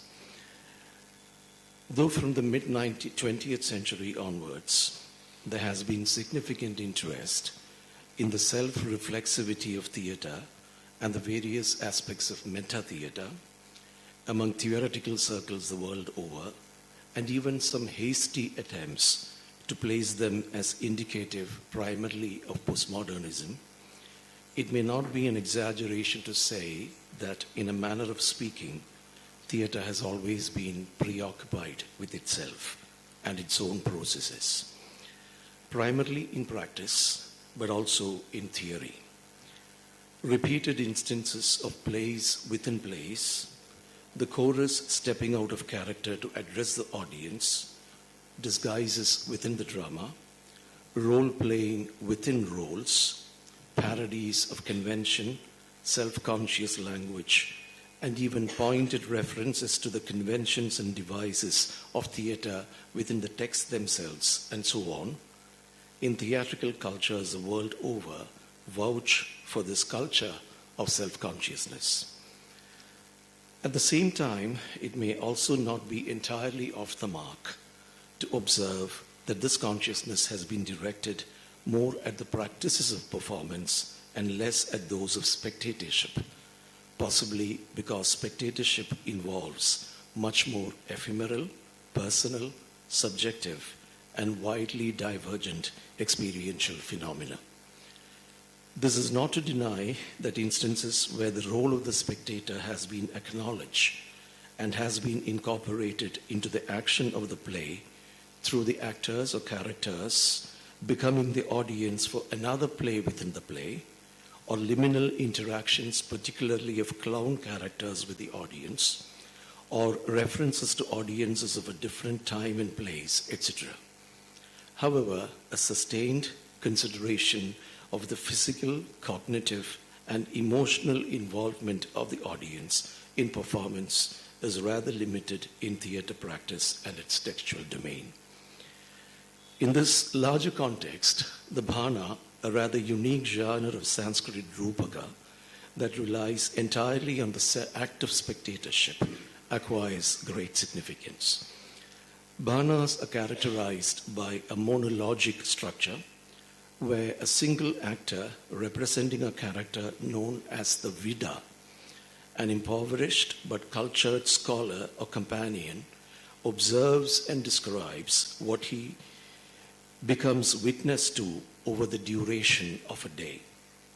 Though somewhat similar in form to the Western dramatic monologue, in that the character engages in an apparent conversation with imaginary interlocutors, the Bhana is different in that its primary concern is not the telling of a story, though stories or fragments of stories may appear in passing in his monologue. The Vida is more a witness who reports his world to the audience, including aspects of nature, street scenes, grand spectacles, festivals, persons whom he meets, social interactions, and so on, all with a knowledgeable observer's close attention to detail. In this, it may be said that there is a quasi-ethnographic aspect to the Bhana, though its historicity can be considered only within parameters and conditionalities of literary production. It is also an urban form, in inverted commas, because the Vida observes the social life of the city, courtesans, rogues, festive crowds, and elite circles, and comments on them with irony, wit, and erudition.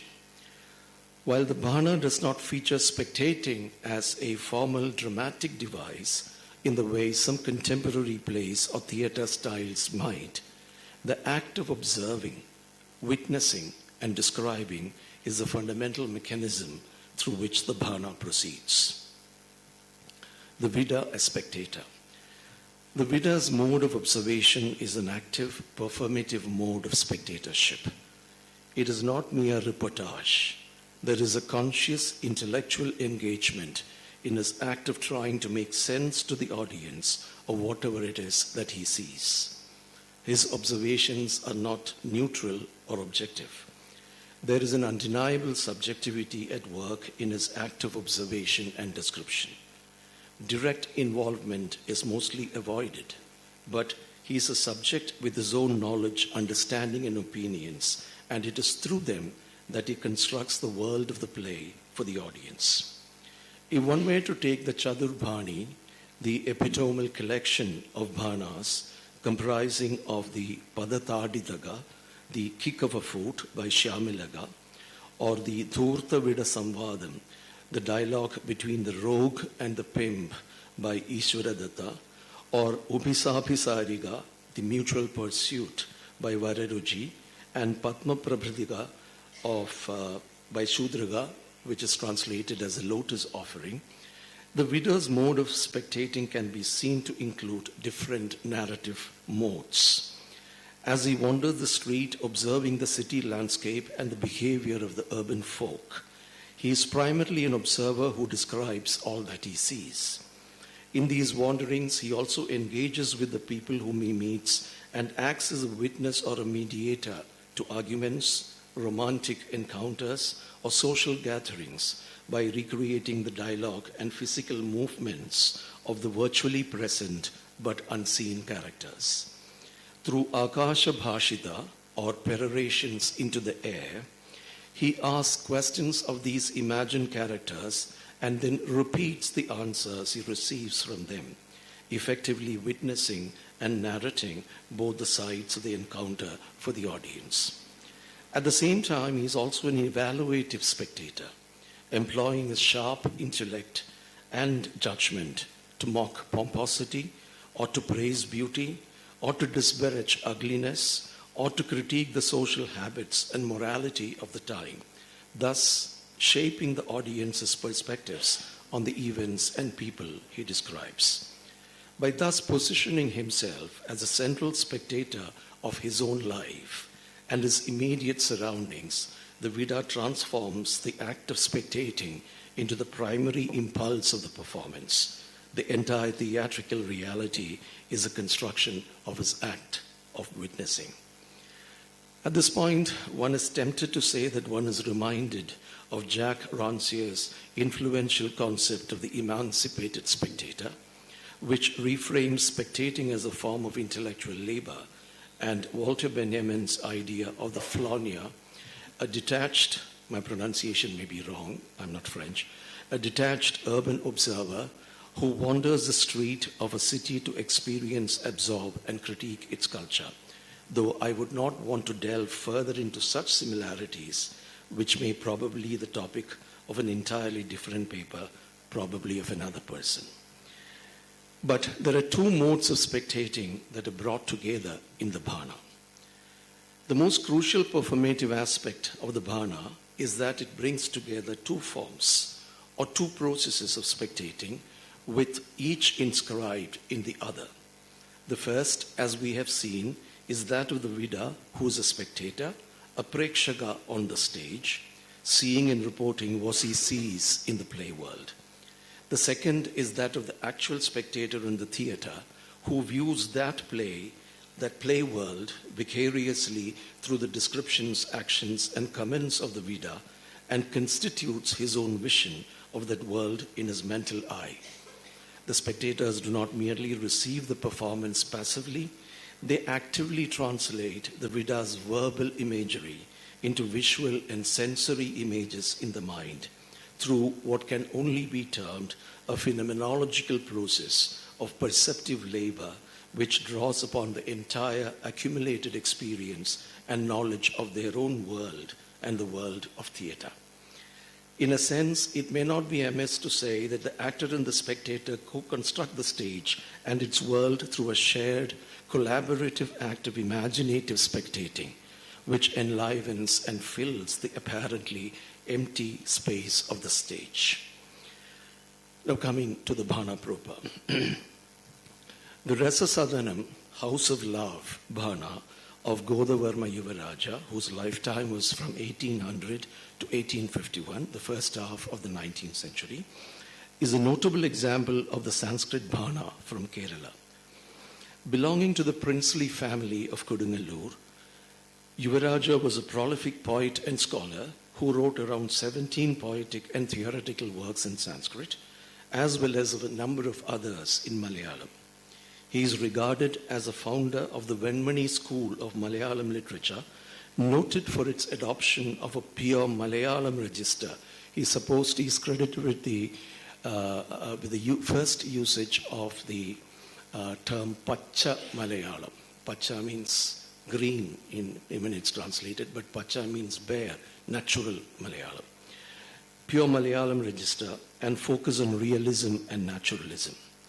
The Rasasadana, though written in Sanskrit and structured in accordance with the norms of classical Sanskrit bhanas, partakes of the localized environment of Kodungalur and the cultural milieu of Kerala temple festivals of the first half of the 19th century. Coming to the play proper, Rasasadanam opens with the customary benedictions and introduction to the play by the Sutradhara and the Nadi. Following this, the Vida Pallavaga enters, one who is like a tender leaf of sprout, but also a slight play, one suspects, on the Malayalam word Pallavaga, meaning miscellaneous. He is clever, confident, and married, an expert in the reason I said that is because a lot of images in Rasasadanam is actually taken from Malayalam. For instance, there is one where Muttatta mullaki manamilla, the jasmine right in your courtyard does not smell. And when the North Indian editor saw this in Sanskrit, they couldn't make head or tail of it, and they put a question mark there because it's put in Sanskrit, but it's actually a Malayalam expression. So he's clever, confident, and married, an expert in the erotic arts and wise to the ways of courtesans. On his entry, the Vida provides a vivid description of the sunrise, the receding darkness, and the awakening of birds, trees, and the city. He then mentions a pressing errand. He has been tasked by his friend Mandaraga to escort his wife Chandanamala to the temple of Bhagavati, goddess Bhadragali, to view the annual Keli Yatra or Thalapali festival at the temple. On his way to Chandanamala, he meets Samudriga, a young Brahmin obsessed with a courtesan named Sarasiga. He then reaches the temple lake where he joins many other people in bathing and performing his morning rituals, after which he adorns himself with sandalwood paste and jewelry.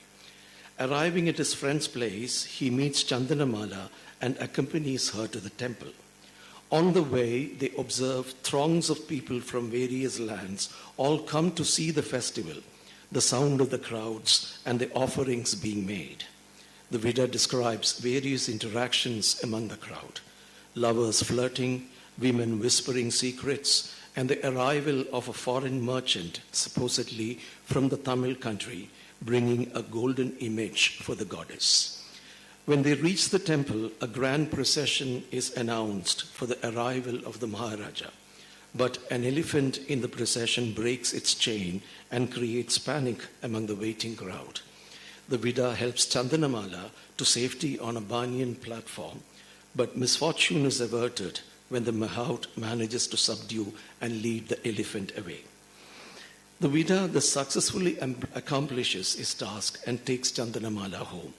He returns home for lunch and tarries there conversing with his wife. In the evening, he visits the temple again, on the way to which he meets and interacts with a variety of other people who have again arrived for the festival, and then witnesses a number of local performance events in the temple courtyard. Following that, he reaches the temple theater and watches a solo actor performance. His days end with a return to his friend's home, meeting on the way an uncouth Brahmin youth who raises disgust in all onlookers because of his filthy attire, dirty manners, and obsession with women and sex, and then a beautiful girl, quite the contrary, who attracts attention of all beholders. Even as it is evident that Rasasadanam follows the customary thematic curve of most other bhanas, what interests us is the curious turn it takes towards the end, where performative events become the focus and spectating becomes the primary concern of the narrative. There is a clear progression in the performances witnessed, starting with outdoor acts of jugglers, acrobats, and magicians. Then the description moves on to singers and dancers, with manifest indications that Thullal and Mohiniyattam are the forms being performed. Finally, it culminates with the Vida reaching the Nadakashala or Kuttambalam and being witness to a play proper enacted by a single actor.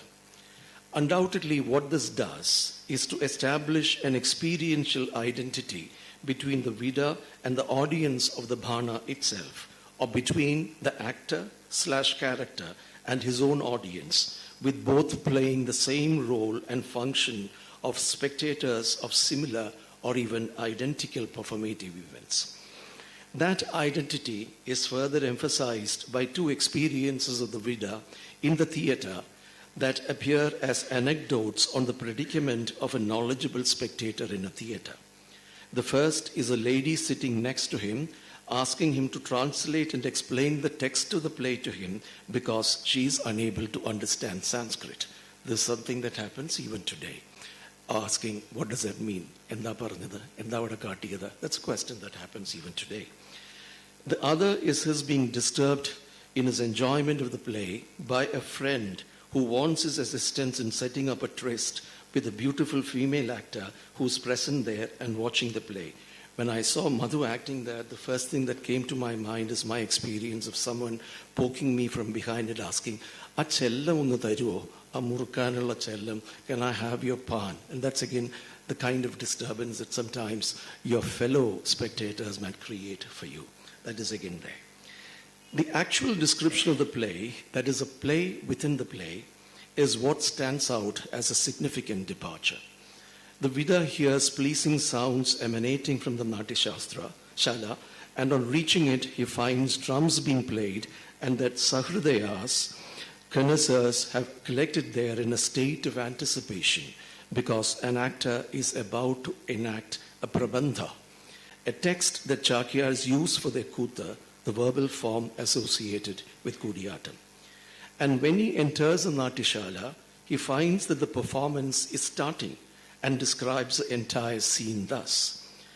Madhye Deeba Jwalana Madhure Parshwada Panika Sree Chitri Bhude Sarasasagarder Musareir Bhasuragre Prishte Mardangiga Vilaside Rangadeshe Pravishta Spashtagudam Nadayati Nata Kobi Kaschit Prabandham.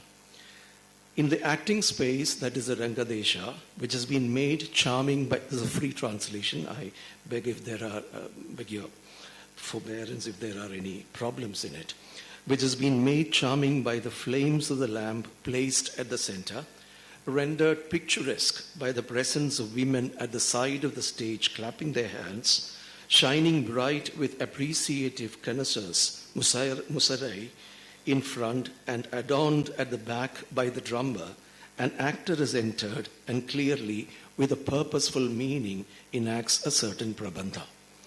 Anyone familiar with a Kutu performance will immediately recognize this as a Kuttambalam stage.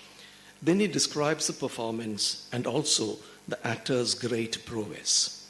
Aye adirasavaham avaidat yada bhava vyanjanam anyadeva lalidar Lalidair Utpadidam Netrayo Sabnyaye Vihidasu Hastatalayor Mudrasu Chanayo Guna Vani Pragrada Samskridalmagadaya Dvedha Pudirna Punar Vyakhyada Chaparaiva Shadgunavadi Sarvam Tadasyat Budam. This is indeed beautiful. Because the manifestation of emotions produced in the eyes is something else entirely. Likewise, the quality of the gestures made the palms of the hands for the purpose of signaling words, and speech uttered twofold in Prakrit and Sanskrit and interpreted furthermore, possessing the 6 qualities of acting, all of this is wondrous. And then, I'm sorry to go through it line by line because it's important how this is built up, it is constructed. And probably I don't need to explain anything more because the text itself speaks much more than I can speak about it. Then he goes to the subject of enactment. Karnadatva kimesha patati dushtam jabandam pradi darigasuram rushtasya rudrasya lalada drishtija reje tadiyan anala dhuma samnibha kali karalojwala saumya. He's listening carefully and he asks, what is he reciting? Blazing forth the fierce yet resplendent but gentle form of Kali, born from the glance of the enraged Rudra's forehead, aimed at the wicked Darigasura, whose muttering his prayers, the same glowed like her own smoke of fire. Then he identifies the Prabandha. Idi vimrishya ajnadam abhiniyamane darigavatanapni prabandhe kaschana shlokoyam. I understand. This is a verse from the Prabandha known as Darikavatha, the killing of Darika. It may be said in passing here that there is no Darikavatha Prabandham available or known. The one text which probably comes anywhere close is the Darikavatham Brahmani Pata written by Mahishamangalam. And there are, of course, other texts connected with other folk forms or other thira and other forms which do not turn into text in the way a Prabandham does. So it is logical to assume that the idea of the Darikavatham is also kalpidam, that it is something that is invented by the Yuvaraja himself, given the particular circumstances, the context of the temple. Now coming to Madhu, Madhu's enactment of this part followed the typical method of Kutiyattam, with the text being recited with mudras and followed by the explication of the ideas through mudras alone. However, so the whole part is like, as is usually done, the text is recited with the accompaniment of mudras, then it is explicated and some extrapolations brought in so that it can be explained further. However, in the final part, that is, especially with that particular, that Rudrasya Lalada Drishtija, Reje Tadiyan Anala Dhuma Samnibha Kali Karalojwala Saumya Vigraha. That, when it came to that description, in that final part, Madhu enacted the description of Kali appearing as Kali in Pagarnatam, one character becoming another character, or becoming Kali, so to speak, in all her ferocity. This was but immediately followed by a return to the character of the Vida and his responses of appreciation for the prowess of the actor of the play within the play. Immediately there is a break and Madhu becomes a Vida again and he asks the people sitting next to him, how is that? Isn't that good? Don't you enjoy that? So he returns to being a Vida. I'm sorry, I'm imitating Madhu, not at all successfully, but it was just brilliant. Just the eyes.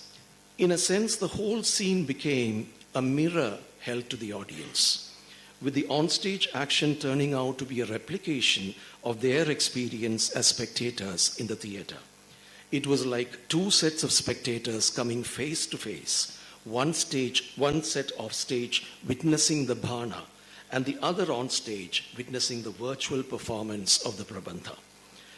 On a closer look, it will be evident that there were four kinds or levels of spectatorship at work there. The first is that of the actual audience, like us, watching the Bhana.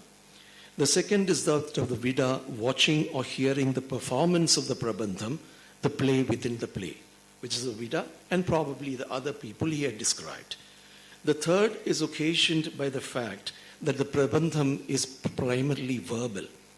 The Vida hears and turns away verbal images of the Prabandham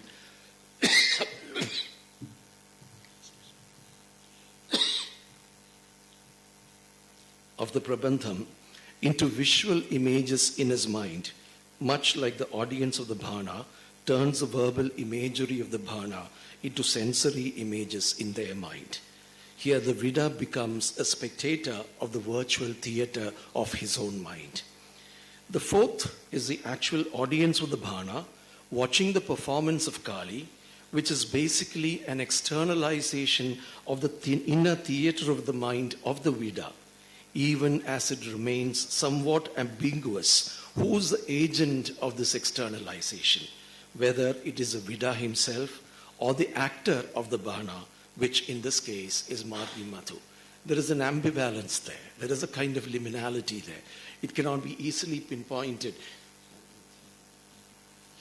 It cannot be easily pinpointed which personage is doing that.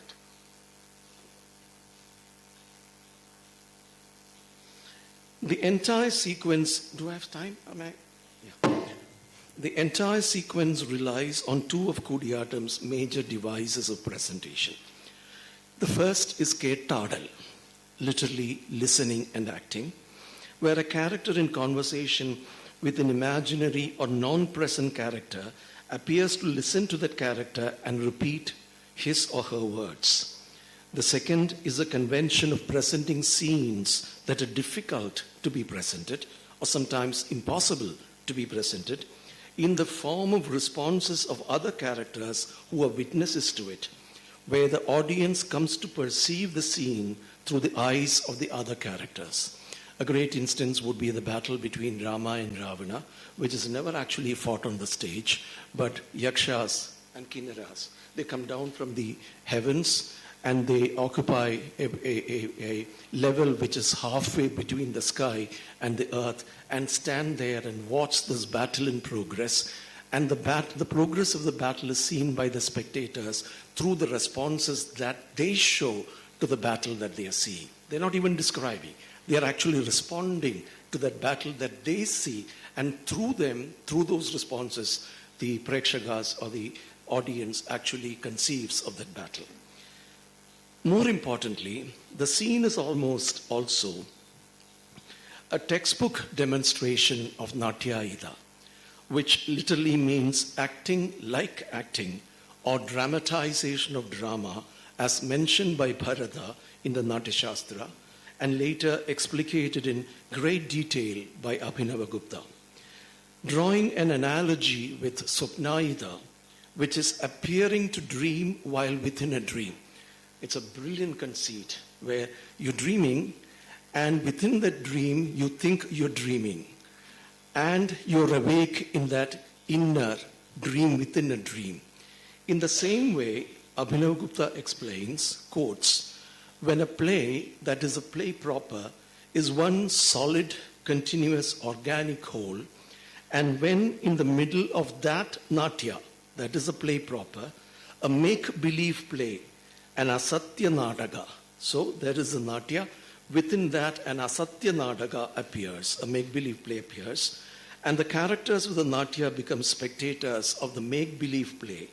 Then, with respect to those spectators of the play within a play, the make-believe play is regarded as assuming the appearance of a real play, and as such it is called Natyayida, or in today's parlance, metadrama. There are so many examples of that in Sanskrit theatre. Probably the one thing that comes immediately to me is Bhavavati Ramacharitam, where there is, while Rama and Lakshmana are there in Valmiki's ashram, they watch a play about Rama and Sita, while Sita is also there, the real Sita is there, and then it reaches a point where one cannot really distinguish between which Rama. In one sense, what is happening in the Maya Sitangam is also something like that, where there is a performance within a performance. Abhinavagupta, 2 minutes. Abhinavagupta goes on to clarify that Natyayida is of two kinds. One is a superimposition of a make-believe play, Rupaka, on the play proper, Nadaga, and the other, the metamorphic representation with the body, the Sharira Bhinaya, of the inner emotional drama of a character. From the preceding discussion, it must be fairly evident that the Veda's exposition of the Prabandham enactment as done by Madhu was a perfect example of both kinds of Natyayida, the introduction of a play within a play, and probably more importantly, physical representation of the inner drama of the character who witnesses the play within the play. I'm concluding. Several questions arise here. Why did Yuvaraja include such a meta-theatrical scene in Rasasadanam, almost following word by word Abhinavagupta's explanation of. Was it because of an urge to exhibit his prowess in classical Sanskrit dramatic theories, especially Abhinavagupta? The whole Groningen lineage they are excellent scholars of Sanskrit. Or was there a deeper compulsion for a renewal of the form through a hitherto unexplored possibility of the Bhana, bringing in a compositional innovation that redefines not only the established subject matter of the Bhana, but also, more crucially, its form? Related to this would be the question why Margi Madhu thought it important to include this preceding segment in the act, even as his original commission was to perform the subsequent farcical segment of the sex-obsessed, uncouth young man. It was his choice to include that. I've asked him why he wanted to include that. He has his reasons. And one of the reasons he gave is that because there's probably one major reference to Kutiyattam itself and Kutha itself in Sanskrit theatre.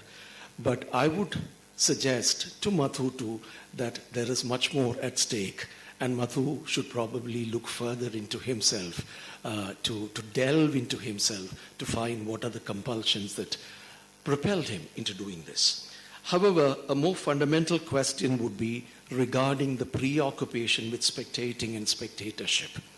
What prompted the specific attention to the act of seeing, a conscious self-reflexivity in seeing, a need to see seeing, to defamiliarize it through an exploration of multiple ways and complex processes involved in it?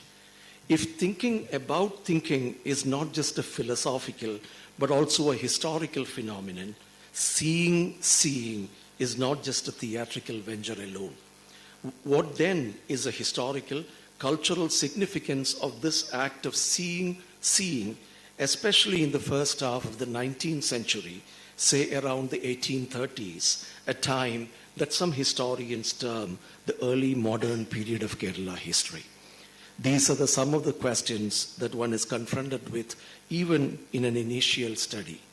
Whether further studies will provide answers or throw up even more questions is another matter. Thank you, and all the best to Margi Madhu. Thank you.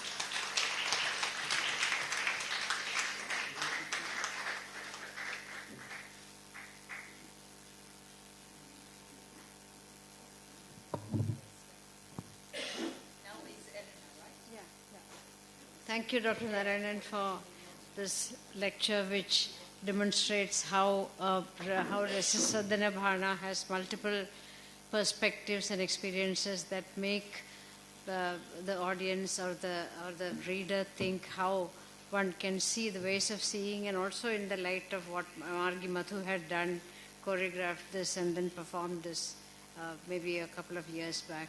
Now we come to Elena Mucciarelli, who is going to speak on Vivadam, the Vivadam Poetics of Displacement, Act 1, taking from the Purushartha Kuta, which Margi Madhu has done many, many times, and which she has studied specifically the text and also seen the performance, so she is the one to talk about this. Unfortunately, Elena Mucciarelli is not here physically. She has been steeped in Kutiyattam, and she has been a participant in all the performances that David Shulman and his group have been participating, coming here. And perhaps she is the coordinator for this year's performance cycle as well. So welcome to Elena, and we look forward to her presentation. Thank you. Can you hear me? Okay. So I don't see you, but I can imagine you, all of you. I've seen many videos and pictures, so I'm picturing now all of you sitting in the Kalamandalam, and I'm really sad that I couldn't join this year, but there is always the need for an exception to the rule, so that's my exception. So I will be back soon, and I'm Some of you might have expected me to talk about Vivadam in Kutiyattam, a topic I bother and harass many of you with. And I could have, and I would have delved into the magistral art of Madhu-jnanam, to whom I'm forever grateful for turning ritual into theater, and I would add also theater into ritual. But this year I'm speaking, as Sudhaksheti said, about Vivadam, and the reason is because for the past 6 years, Mayan, David and I have been reading, listening and trying to understand the Vivadam hyper-dialogue or dispute. And we actually hope to bring out a study comprehensive of edition and translation of Vivadam transcript from Induji notebook that can somehow, some way reflect its sonic and embodied nature. And I put it there as a way to remind us all, Mayan and David, I don't see you, but that's my way of saying let's do it. So in the course of this incredible journey, I became intent with the irony Vivadam displays and the irony it conceals. Irony is an extremely powerful tool for navigating reality, and it's one of the features, in my opinion, of Madhu-jnanam artistry. And I would dare to say, borrowing a term from Sudhaksheti, it's a magnetism. It's a feature of Madhu-jnanam artistry, my personal experience also of Madhu-jnanam person. Irony emerges out of the unsaid, the unspoken, what lies in between. It resides in and draws from a kind of imbalance, a gap. And that kind of gap often links to displacement. So for the next 15 minutes, I want to launch into a very preliminary reflection on the poetics, or maybe the autopoetics, of displacement in Vivadam, which serves as a preamble to the performance known as Purushartha Kutta, the dance drama Kutta, or verbal art on human aspiration, which is carried out as a solo actor by a male master actor like Madhu-jnanam. I have to add that someone suggested that the real reason why I chose this topic is because I wanted to be myself placed in Murikulam, and that might be true. Maybe that's the real reason why I chose this topic, to displace myself in Murikulam. Apart from its psychological, political, and social senses, displacement has been used also in literary theory by Northrop Frye. Frye used it as the adjustment of formulaic structures to a roughly credible context. He speaks about literature as displaced mythology. Frye belongs to the Toronto media school that started with Munich and included McLuhan, and of course the great artist and musician Glenn Gould. A combination of theory and practice, and one that we might think has shaped at that time in Toronto history, as maybe how history is being shaped in Murikulam. And for Frye, displacement is a necessary tool, a technique a writer uses to make his story credible, ethically motivated, and morally acceptable. Lifelike, in short. And lifelike for me is a very interesting expression that I would like for us to keep in mind. More concisely, displacement, Frye says, is the adaptation of myth and metaphor to canons of morality and plausibility. Actually, Frye indicated a spectrum of adaptive mechanisms within different forms of verbal art, one being ironic displacement, where the inherited mythic structures are subverted or parodied. Vivadam, as we see it today, subverts the Brahmanical logic, but not by offering a counterpart that still adopts the formal epistemic structure it exposes, but rather by investigating the multiplicity of life, highlighting the singularity of each locally inflected situation and expanding further the boundaries of what could be conceived as a life aspiration. under the banner of the never-ending hyper-dialogue of Vivadam and the importance of speech, there seems to be the desire to push forward the boundaries of how society reflects and discusses itself. Sree's notion of ironic displacement, though, never leaves the page. Even in his analysis of drama, and drama is one of the what he calls four radicals of presentation, he's considering only a fixed dramatic form: plot, mythos, case. Displacement itself is defined through a relation between signs. He says what can be metaphorically identified with can only be linked in romance through simile. Simile. That's an important notion. And the devices that change the resulting problems of plausibility are what he groups under displacement, which is then a relation that exists in the structure of a text, independent of any given reading or performance of it. The displacement for Sree is something that a text has. It does not require anyone to voice it in order to be operative. Sree's method, in other words, structurally cannot hold what we see in Madhuparam's performance. And that gap is what exactly I want to explore today. Mechanism that exceeds anything a purely narrative system can account for. And one way into that gap is through a distinction Diane Taylor draws between two radically different systems of knowledge. The archive of supposedly enduring materials, so the archive, texts, documents, buildings, bones, and the so-called ephemeral repertoire of embodied practice. So the archive and the repertoire, which comprises of spoken language, dance, ritual. The archival memory works across distance, over time and space, succeeding, in the word of Taylor, to separate the source of knowledge from the knower. We see this radically different in Madhuparam's Vivadam. Taylor, speaking about repertoire, frames cultural transmission not as narrative but rather as scenario, refusing to reduce gesture to text. In this sense, Sree's displacement is an archive-based operation. It happens between texts, or between a text and the mythical material it provides. What I want to propose here is an exploration, very brief exploration of Vivadam displacement as a repertoire-based operation that takes place between voices co-present in one body, one live body that repeats and its unrepeatable gesture.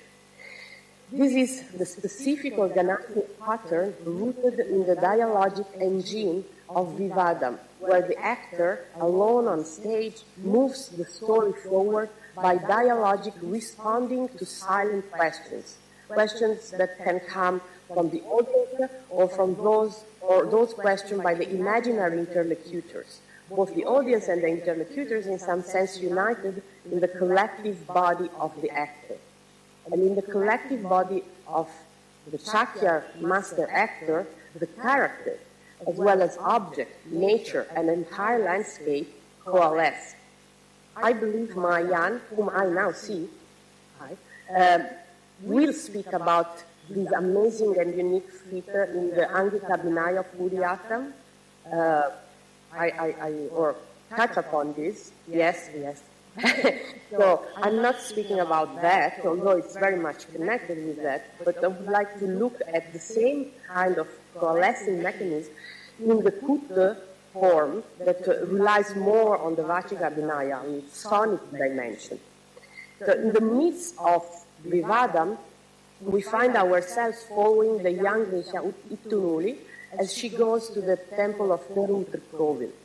We can gaze the architecture of the sacred area, all in the body of Madhuparam, its imposing gopura, and as Ittunuli engages in a surreal dialogue with the temple gateways, its basking tanks apparently engaged in a secret exchanges of waters. That's very funny, and I'm not revealing you. You have to watch what is the exchange.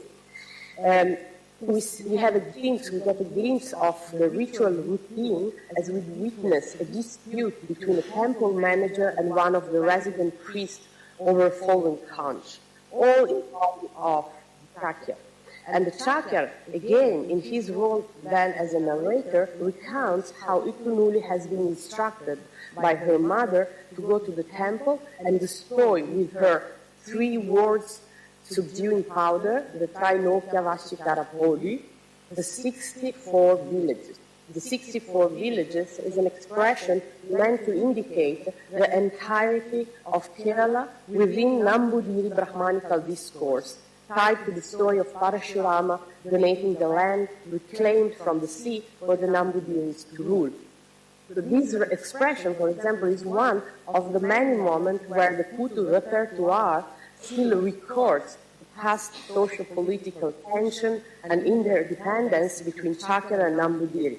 And thanks to Abhilash, we saw yesterday something of this interdependence in action at the temple of Peruvanam.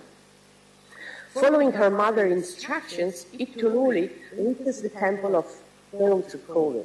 There she witnessed, and the audience, we witnessed with her, a series of disputes, a Vivadam within the Vivadam hyper-dialogue, rooted in the well-worn trope of ridiculing Brahmanical social charisma. So here you see again the ironic dimension. But let's see how it is enacted. Arriving at the temple's outer wall, Itunuli chooses to enter from one side, since in the other there is a fiery discussion between many characters, and we get a close look at this discussion. It's the Vedic teacher, Opyonna, a contraction from Ottakyonna, from Otta, denoting Vedic recitation and the teaching of the Veda, and this teacher is testing his students.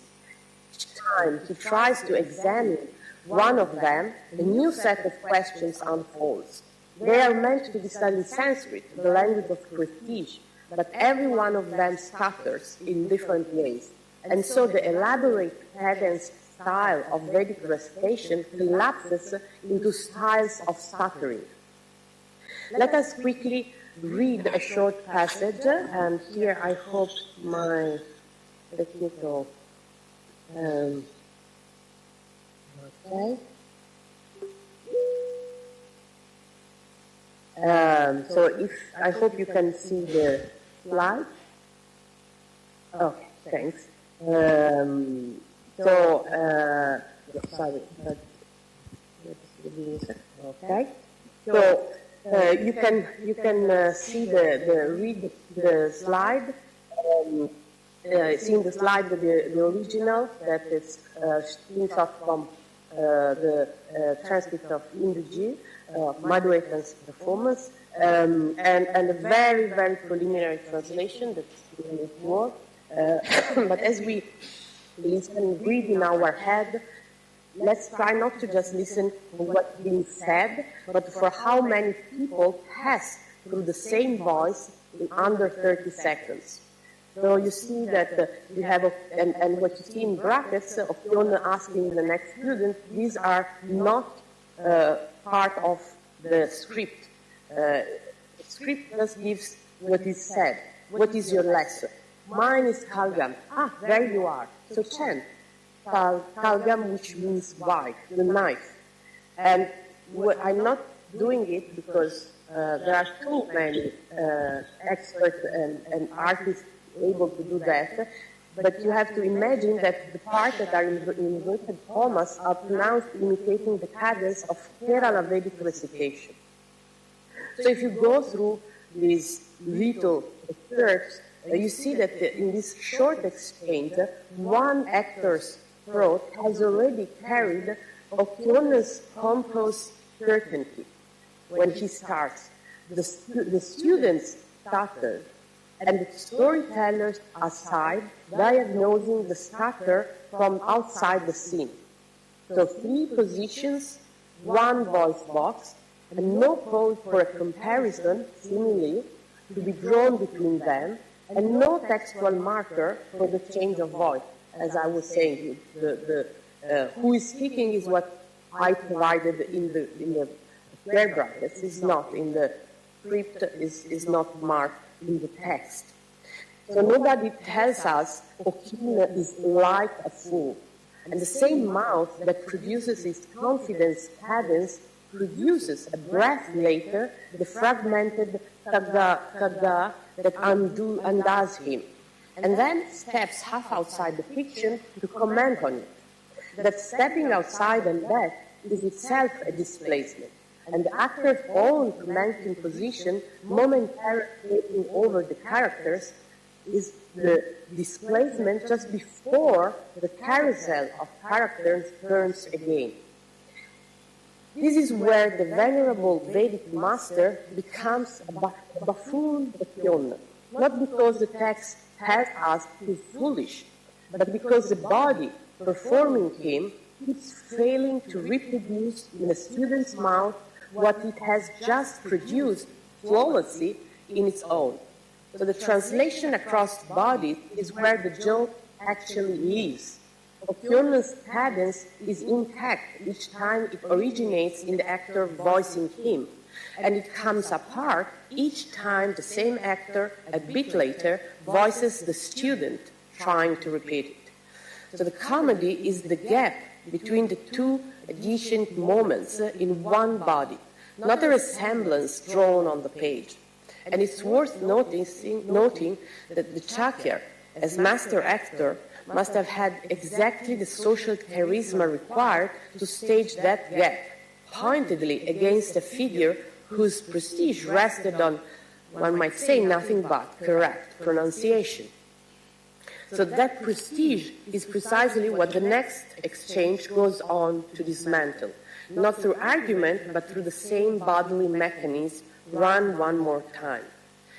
Against the background of the paramount role of preserving the correct pronunciation of sacred sound in Vedic ritual discourse, the fact that Okyona's lesson appears akin to a fragmented assemblage of arbitrary sounds acquires a particular significance.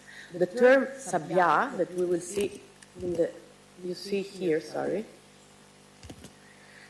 that in the Vedic context denotes someone who is present at the sabha, Vedic sacrificial session, turns into a sabya, improper, which is in turn contrasted by Okyona himself to the word sabya, which means with the meaning of proper. If we look at the text briefly, you see a moment where the students are to repeat this Vedic formula. This is a very tentative translation, but the point is that the actor voices the student first, chanting Sabhyamato correctly. Then still the same voice, same face, lets it slip into a Sabhyamato without any signal that a mistake has occurred. Then becomes Okyona returning from outside and hearing the error and correcting it by way of an entirely different register, the crude of hand aside about the courtesan house. Then becomes the student again, obediently repeating that, mistaking a moral lesson for a Vedic one. 4 positions, 1 throat, no simile anywhere connecting them. The word sabya, one present at the Vedic assembly, comes apart into its own negation, a sabya, improper.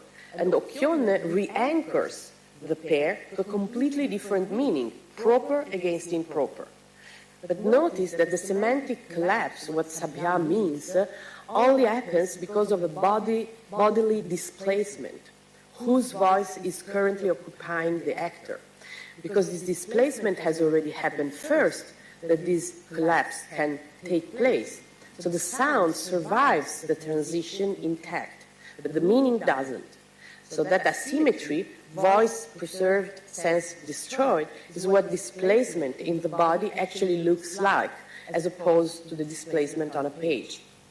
This figuration of dialogue within dialogue, voice displacing voice, each transition carried by the body rather than announced by the text, amount maybe to a kind of ephemeral archive of their own, a term that I borrow from Sharvari Sastri's work on the Maharashtrian art form of Tamash and Lavani, and I have to thank Aryav for pointing me to that work. And Shastri looks at theater itself as an archival site, ephemeral, as tailors are a repertoire, because it exists only while the body is doing it. I would say an archive nonetheless, because something is unmistakably being kept, just not on page. So in this type of, wait, I want to stop sharing so that I can see you again. Okay. So we have this kind of ephemeral archive. In this type of ephemeral archive, we can imagine displacement happening in the body as the body creates a sense of reality for which no simile is needed, and as in the archive-based material, to make something plausible, in Fry's sense, lifelike. In Vivadam, in the body of the one actor, the voice of the Brahmin is displaced by that of the Chakya narrator, by that of the Vaishya. Itunuli, the Vedic teacher of Kyone, by the students of Kyone, in a kind of a carousel of displacements. Still, there is a technology managing these carousels transition. But the displacement is conventionally marked through an indexical, deictic marker, a cut, a threshold, and now this signal in the body, rather than a comparative trope, like that signal.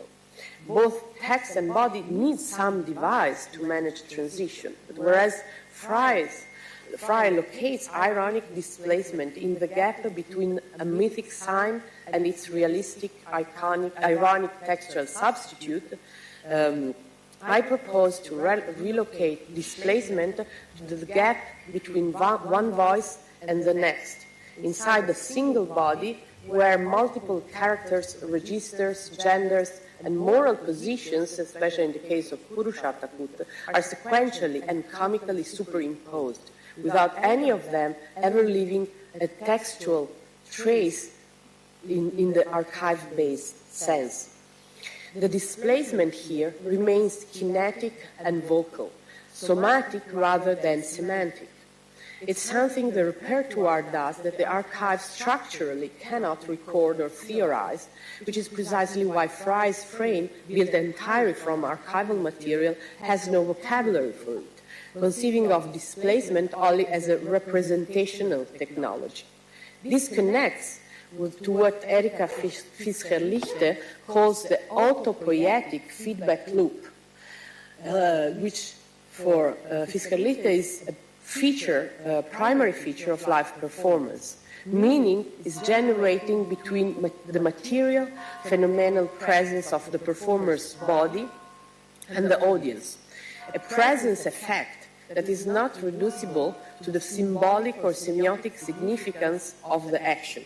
So the audience doesn't need Okyona to be compared to anything. They watch one particular body become the pompous teacher, hear it collapse into stuttering fragments, and watch that same body become the courtesan a moment later, and then the students again, and if we have ever the chance to watch again this beautiful Vivadam, we would see also then the students getting into the house of Vaishya, and so it's really a carousel, a never-ending carousel of displacement, and this succession is already in its own real. So as a further consequence, and I'm concluding here, and this is yet to be explored, and it's a point of reflection that actually, again, I have to thank Talia for, this very mechanism of displacement, the one that is repertoire-based, has another different, radically different feature from Fry's displacement, because it's on display here. So we don't see the effect of a displacement. We see the displacement happening. It's a living displacement, ever-changing, remade a little differently every time Madhu-jnanam performs it, and remade differently again every time Induji writes it down for us, and differently again in whatever version reaches you later in translation. And that instability, maybe kind of dissonance, ironic dissonance, isn't a problem for our endeavor. Actually, I would say it's the engine of our study and an ineffable quality of Madhu-jnanam's art. So what we are trying to hold on to in 6 years of transcripts and notebooks is something that by its nature will not still long enough to be archived the way Frei's text sits still. We keep the archive anyway because that's the discipline we have, but Vivadam itself lives, as it always has, in the body of one actor, choosing night after night to become the next. And I would argue that the best way for us to move forward is to keep sitting in the Kutambalam night after night, watching Madhu-jnanam displacing all these voices within his body. So I conclude here with, as usual, my request for us to keep sitting and watching Madhu-jnanam, and I join in Naresh wish for Madhu-jnanam to perform for another 1,000 years. And I thank you very much for listening. Thanks.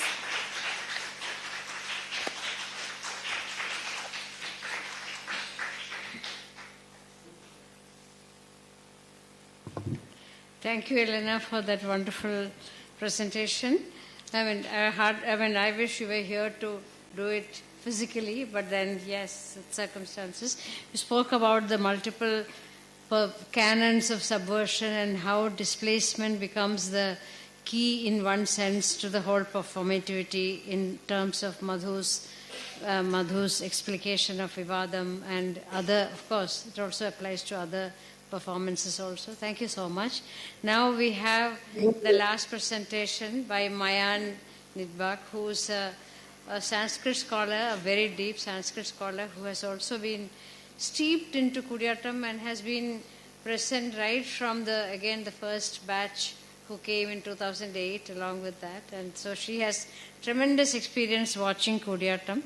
In that light, she's going to talk about Kutiyattam as an integrated experience, parallelisms, how Kutiyattam and Advaita have some kind of coming together, how she wants. Over to you. Everyone. So come. This one. Yeah.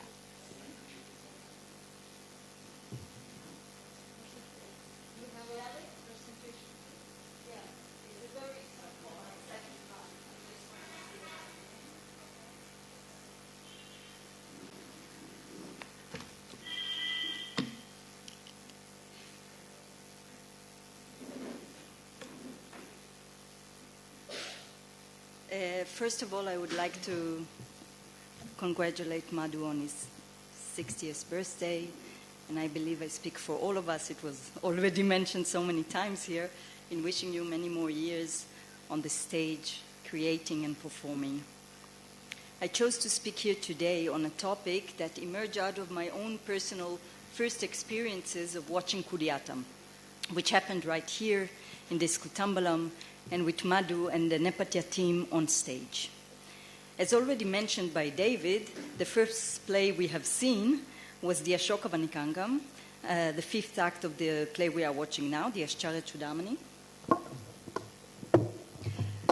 We were untrained Prekshakas at the time and were immediately thrown into the immersive experience of watching 10 nights of Ravana's yearning for Sita, haunted by recollections of his past and by his fantasies of the future.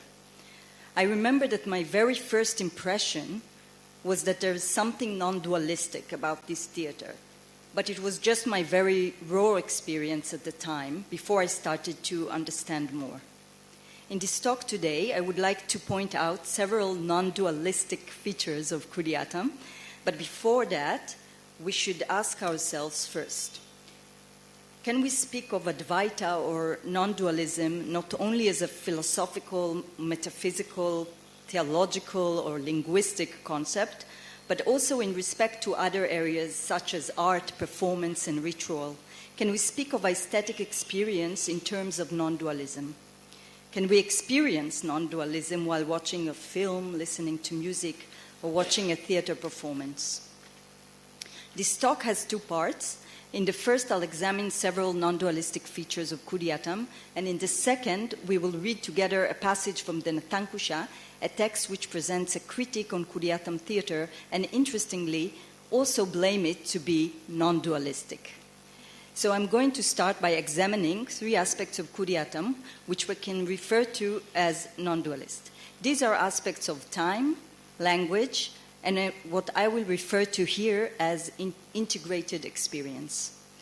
Through these aspects, I would like to demonstrate how non-dualism or Advaita concepts shed some light on the experience of the spectator and maybe also of the performer in this challenging theater.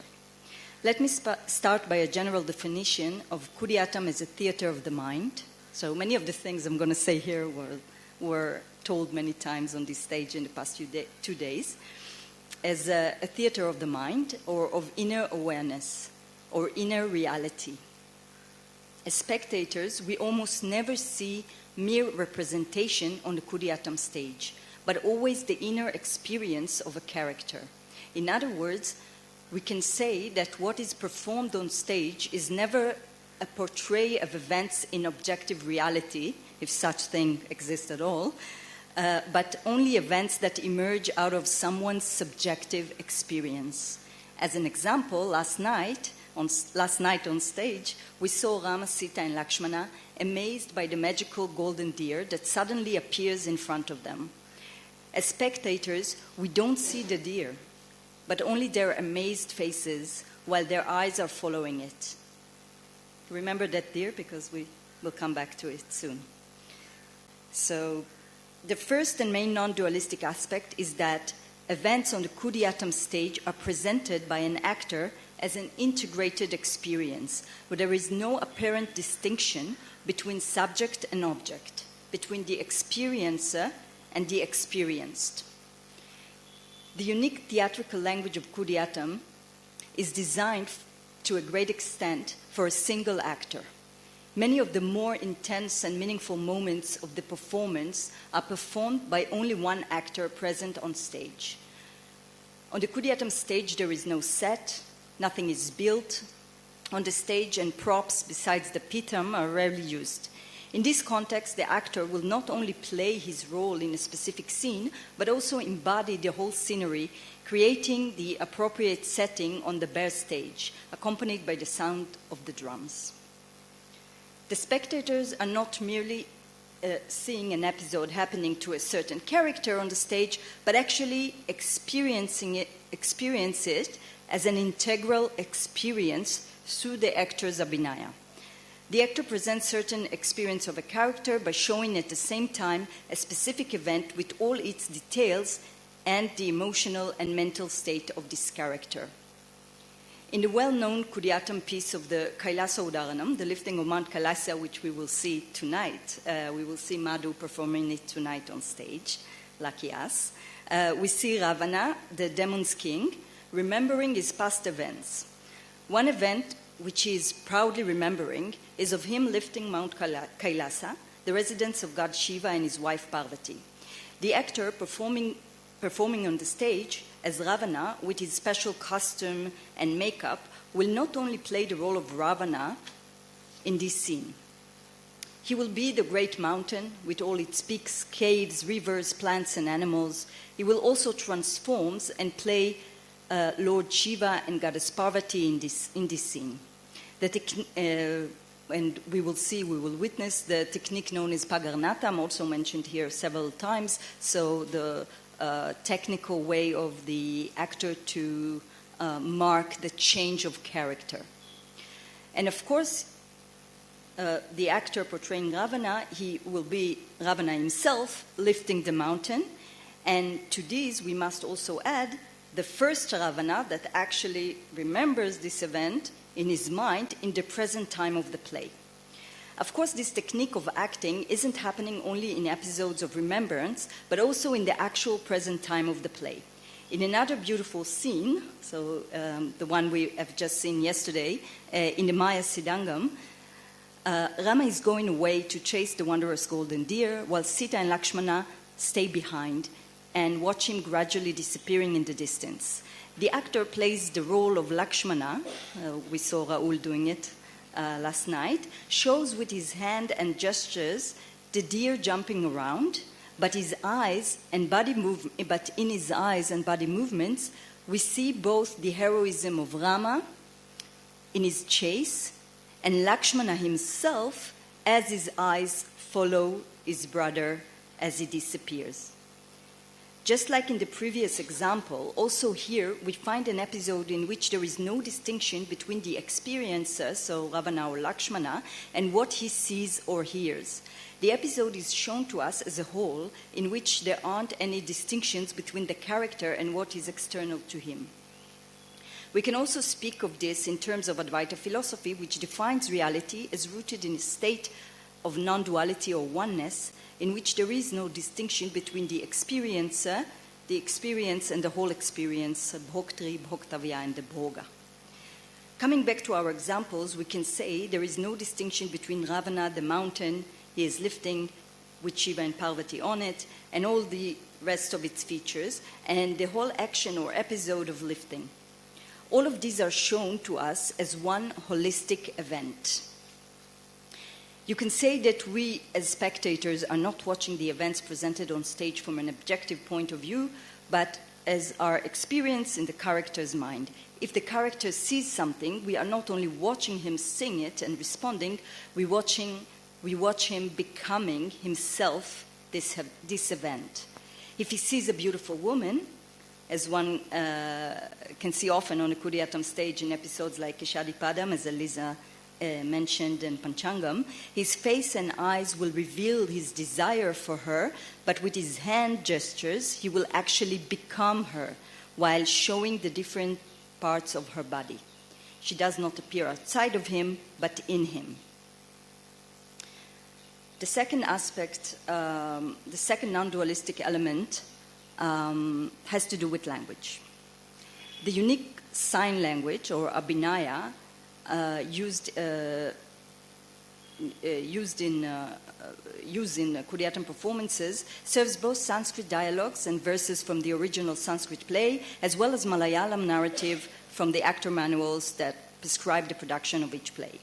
Most of the time in Kutiyattam performance, only the sound of the accompanying drums is heard on stage, while the actor presents episodes and narratives in this silent mudra language.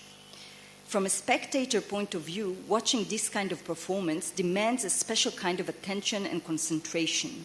The spectator must be actively involved in the decoding of the signs.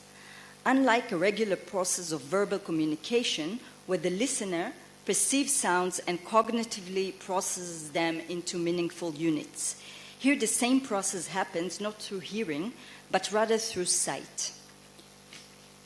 The Abhinaya language has many elements of natural language, such as syntax, prepositions, and various morphological distinctions. However, unlike natural languages, its lexicon is much smaller.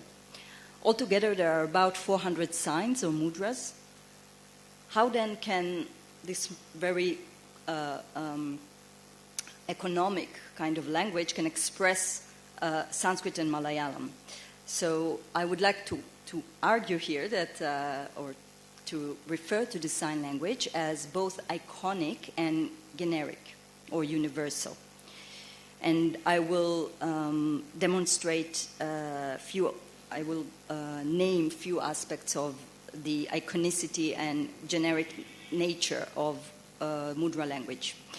So private names in this language almost we almost don't have specific names of people, places, etc., with some exceptions, of course, but what we will usually see is name and river, name and king, etc. So that reduces a lot of the lexicon. Actions, so to distinguish a verb from a noun in this language only requires adding the mudra for action, kriya. So for example, learning, studying, or practice, we can do the mudra of the noun for knowledge, and then we add kriya, and that will make it a verb. Exceptions are two existential verbs, to be and to become, which have their own mudras. Another important element of this language is time. We don't have temporal distinction or tense distinction in verbs of past, present, and future. And one last thing, case marker. So both Sanskrit and Malayalam mark case endings on nouns, but in the Abhinaya language there is only one sign to mark various pre- or postpositions for on, off, for, etc.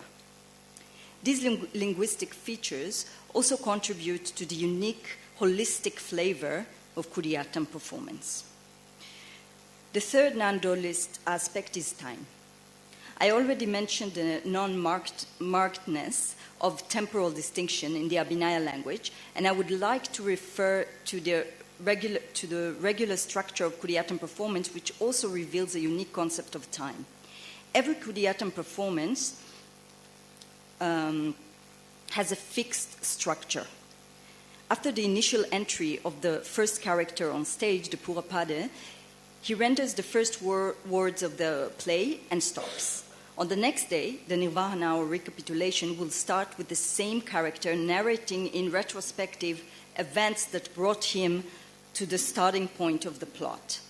So the play actually starts with a retrospective, looking at past events that led this character to be in a certain emotional state in certain circumstances. Only after that, the plot starts to move forward according to the Sanskrit play.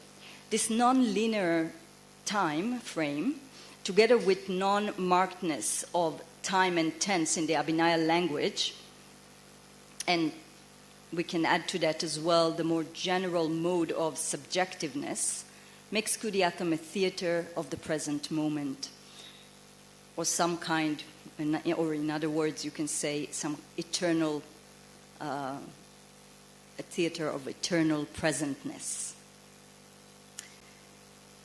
Another interesting point in connecting Kutiyattam and Advaita or non-dualism comes from its own tradition itself in the very interesting text called Natankusha. Yes. So Natankusha, or the actor's goad, it was already mentioned here, I think, once or twice. So Natankusha, we don't know, this text is perhaps from 14th century, maybe much later. It is preserved in 4 manuscripts, more or less. You can see here on the left the book edited by Paulos, who was here with us yesterday. But the text, the Sanskrit text, has many problems, and we hope that some scholars will produce a new edition of this book soon. The author of the Natankusha is unknown, but it is clear that he is intimately acquainted with Kutiyattam tradition. So I didn't say, this book is a critic, okay? The Natankusha, the actor's goad, so he censors the actors. And it's a critic on Kutiyattam as going against the more classic Sanskrit theater as prescribed in the Natya Shastra. So the text is in form of a Purva Paksha style, so it is a kind of a polemic, has a kind of polemic style, and it has a very sarcastic tone throughout, censoring the various mechanisms of Kutiyattam, and I will mention a few of its critiques soon, and then we will end with looking at several passages from the Natankusha, blaming Kutiyattam in being Advaita and blaming it to be non-relevant aspect of theater, something that should not be done. So the first point the Natankusha author finds problematic is that there is no distinction between an object or another character the actor is presenting when he sees or experiences them right in front of him in the present time of the plot. So there is no distinction between something in the present time of the plot and between an object and a character that he is presenting as something remembered or imagined. First, the author of the Natankusha distinguishes between two types of characters, the imitated one, Anukarya, and the reflected or imagined one, Paramrishya. The imitated characters are the characters that appear in the Nataka, in the play, and which traditionally should appear on the stage. The other kind of characters or things are, or characters or just things that the characters see are what the first kind imagines or remembers. In the case of Angulyankam, for instance, so the sixth act of the Ashtarachudamani, Hanuman, who is the main character who we see on stage every night, would be the Anukarya or imitated character, and Rama would be, and when Hanuman thinks of Rama or imagines things that happen to Rama, Rama would be the imagined or Paramrishya character that Hanuman portrays. So the Natankusha author has a problem with that, that Hanuman can play Rama himself, which is very basic, of course, for Kutiyattam. Not only that, on the Kutiyattam stage, as I have shown, there is no distinction between two kinds of imagined character or things. The first one is present in front of the character, pratyaksha, and the second one is not, paroksha. As an example for a pratyaksha present objects or characters, the author of the Natankusha quotes the words of Hanuman in the beginning of Angulyankam, when he enters the Ashoka Vanika and describes it. So he describes Ravana's garden in the famous verse Esham Palavam. Hanuman describes the trees of the garden with all their buds, flowers, leaves, etc., as he sees them, and the actor shows them with hand gestures. As an example of paroksha, a hidden object or character, he gives an example of Hanuman's speech that follow this verse. Vritam aya samudro langhita. I have crossed this ocean in vain. Hanuman remembers the ocean he had to cross in order to reach Lanka, and the actor shows the mudra of an ocean. The author of the Natankusha criticized not only the lack of distinction between the imitated and imagined characters, so the Anukarya and Paramrishya, in this case the fact that the actor plays Hanuman, plays Rama at the same time, but also the lack of distinction between the pratyaksha, present thing, some like Hanuman seeing the trees in front of them, in front of him, and a paroksha thing. So when Hanuman imagines the ocean, he just crossed, but the ocean is not in front of him. So we have no distinction in the way it is acted on stage, and this is a big no-no for the Natankusha author. So now we move to the Advaita part of the text. The actor defending, I will also read it, the English. So you have the Sanskrit underneath. There's some problems with this text. The actor, so we have a Purva Paksha style, so we have a debate between the actor and the Siddhantin, or the author of the Natankusha. The actor defending the Pagarnatam device of the single actor presenting various other characters and other elements of the scene. And he says, well, great scholars have already said that Devadatta, and if you know Sanskrit grammar or philosophy, you know that he's always starring. Great scholars have already said that Devadatta transforms as a part, or that he knows the part, or manifests as the part. And did I jump to? No is the first words there? I jumped. Yeah, I felt it. Yeah. And the scholar, the Natankusha author, answers, no. One should not use this kind of reason here, because you cannot mix dualistic and non-dualistic philosophies. Non-dualism is based on accepting non-difference of everything and on indifference, whereas theater is characterized by action, kriya, and it relies upon the variety of existing things. Did it move furthermore? No. Yes? Okay. Furthermore, becoming a pot, how can he know the pot? By becoming a pot, in fact, their unity is ruined. For perception of a perceivable object can occur only when there is a difference between the perceiver and the perceived.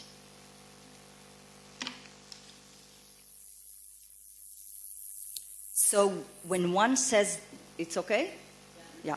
So when one says that the Devadatta manifests as the pot, what exactly is the nature of that manifestation? He is either a pot or is perceived as a pot. The first option is impossible, for he cannot hold water.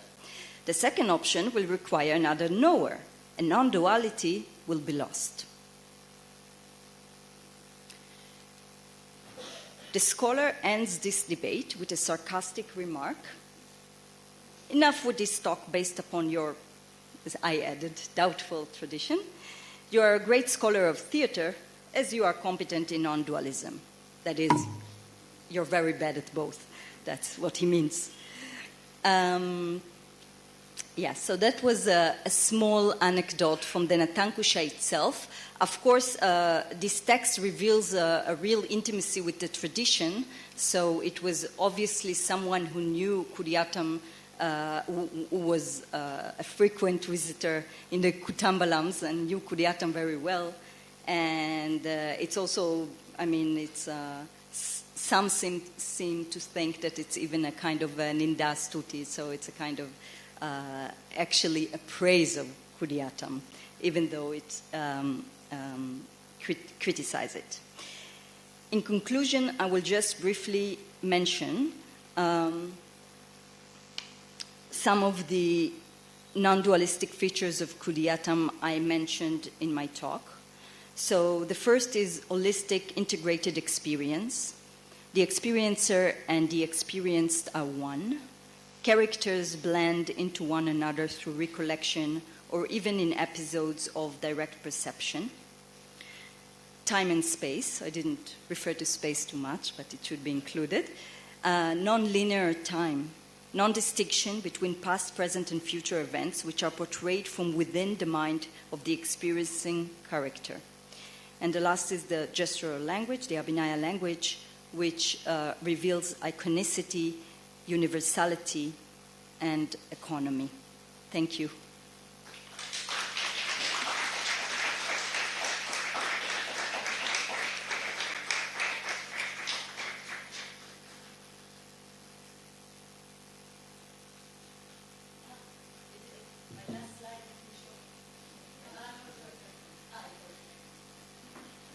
Thank you, Mayan, for that comparison between non-duality experience and also the experience of Kutiyattam. And also, what you have summarized it so well that there's no need to re-summarize it about non-linearity of time and all the language and the single actor, the one and the many, the non-dualism aspect, everything. Now the conference is concluded with all the presentations are done. Like I said, if there is anything more to say from the audience, it is a regret that we couldn't elicit any response or questions from the audience just because of lack of time. But now to give the concluding remarks, I invite Dr. David Schulman.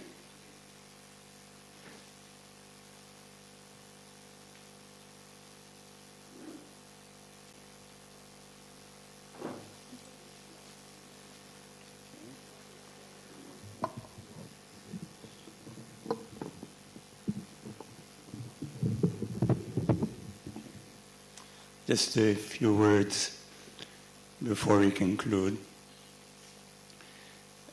We began these 2 days with a question. It's, you've all seen it on the flyer.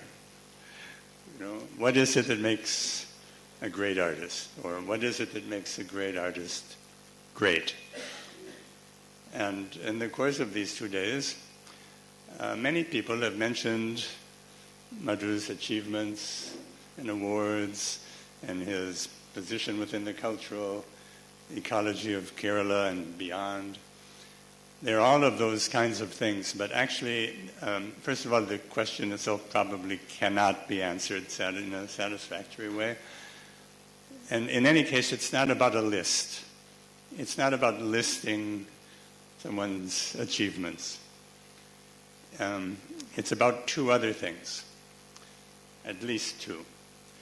So I'll mention the first one, and you can wait impatiently to hear the second. So, first of all, it's about gratitude. Again and again, people have thanked Madhu, Nepatya, Madhu, Indu, and Sree Hari, the community of actors and drummers, the makeup artists, the Nangyars. Many of us have thanked you from the bottom of our hearts. I again want to reiterate my own sense of thanks. It comes, that gratitude, which is, I think, a fundamental thing, it comes out of the generosity of what Madhu has offered us. It's an amazing human feature, and you have taught us as a guru, taught us as a friend, taught us as a profound teacher within the tradition. And you've shared this in a way that created the beautiful community that people have mentioned several times in these last 2 days. By the way, 60, it's just a number, kind of like 80. It's just a number, really. But there's one important thing to say about 60 in relation to this community, which is that we have really a great reason to be thankful for the fact that young people are here. That is, the young girls from Venugopalan who are now beginning to study, but also the students who have come, many ages, but students, many of them young students, who have come from all over, from Israel, from Germany, and so on. We don't need to go through the list again. But that's really important, the fact that you've given our students, speaking in terms of the community, this tremendous, lavish gift of generosity. You know what I wish? I wish you and Nepatya that there would be students coming from Kerala, from the high schools and the colleges. We must find a way to bring them to the Kutiyattam and let them discover the immense richness of this tradition. So that's one thing. There is the gratitude. You're probably wondering about the second thing. So there's a shloka which I'm sure you know, but I'm going to recite it anyway, because it seems to be appropriate to this moment. It exists in various forms, different variants, but I'll read the variant that I know. So it goes like this: Samsara visha vrikshasya dve pale amritopame ka vyamrita rasa swadaha sangamaha sajjanaihi saha. That is to say, in this world of samsara, you have to understand that I don't think that anybody could say about Murikulam that it's a Visha Vriksha. It's not. It's more like the Kanvashrama and the Shakuntala, where the birds sing the Veda in the morning and the students are singing their shlokas for the evening. So, but anyway, samsara, it has that kind of connotation. So let us say, samsara Visha Vrikshasya, given the fact that life in the world of samsara is sometimes painful, there are these two fruits that offer some relief. Not just any relief, it's the relief of Amrita. Amritopame, dve pale amritopame. So what are these two things that ameliorate the problems of the tree of samsara? There's kavyamrita rasaswadaha, that is the taste of good poetry. That certainly would include everything that we're seeing on the stage. That itself, one of the God-given gifts to the world. And then there's sangamaha sajjanai saha, being in the company of good people. Sajjana. So look at the people around here and you can see, and we're just a tiny portion, a tiny proportion of the huge numbers of people who would qualify as your sajjana. So that goes for gratitude. And the other thing, I'm going to actually quote something that you said a long time ago, Madhu. The other thing is about friendship or love. Friendship is a kind of love. That first time that we came here for the Ashoka Vanikangam on the final day of the performance in the class in the morning, I think you probably remember this. Our son Misha, who was a theater person in his own right, he asked you, what is this play about? What is this play about? And all of us in this room know that when you ask Madhu a question, he never gives a conventional reply. He thinks it through again. And he says something unexpected and full of insight. And you said in a very simple way, it was also a very profound way, you said, it's about love. It's a play about love. So that's what this is about too. You know, in the case of the Ashoka Vanikangam, most of us, nearly all of us, fell in love with Ravana. That's due to the way you embodied him. But actually, that loving feeling is something that all of us share.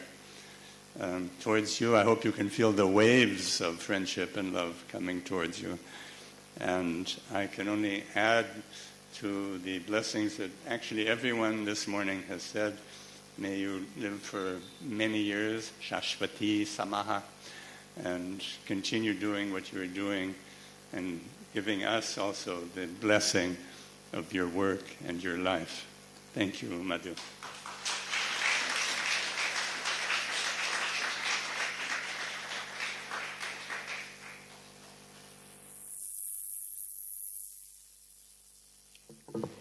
I would like to express our sincere gratitude towards Professor David Schulman for curating this seminar. Now I have a small announcement. Now those who are proceeding for lunch, they can proceed, but there will be a small, precise session about today's performance. Okay, lunch will be only from 1:30 onwards, my aunt says. So now you can have a small, precise session of today evening's performance, gesture language.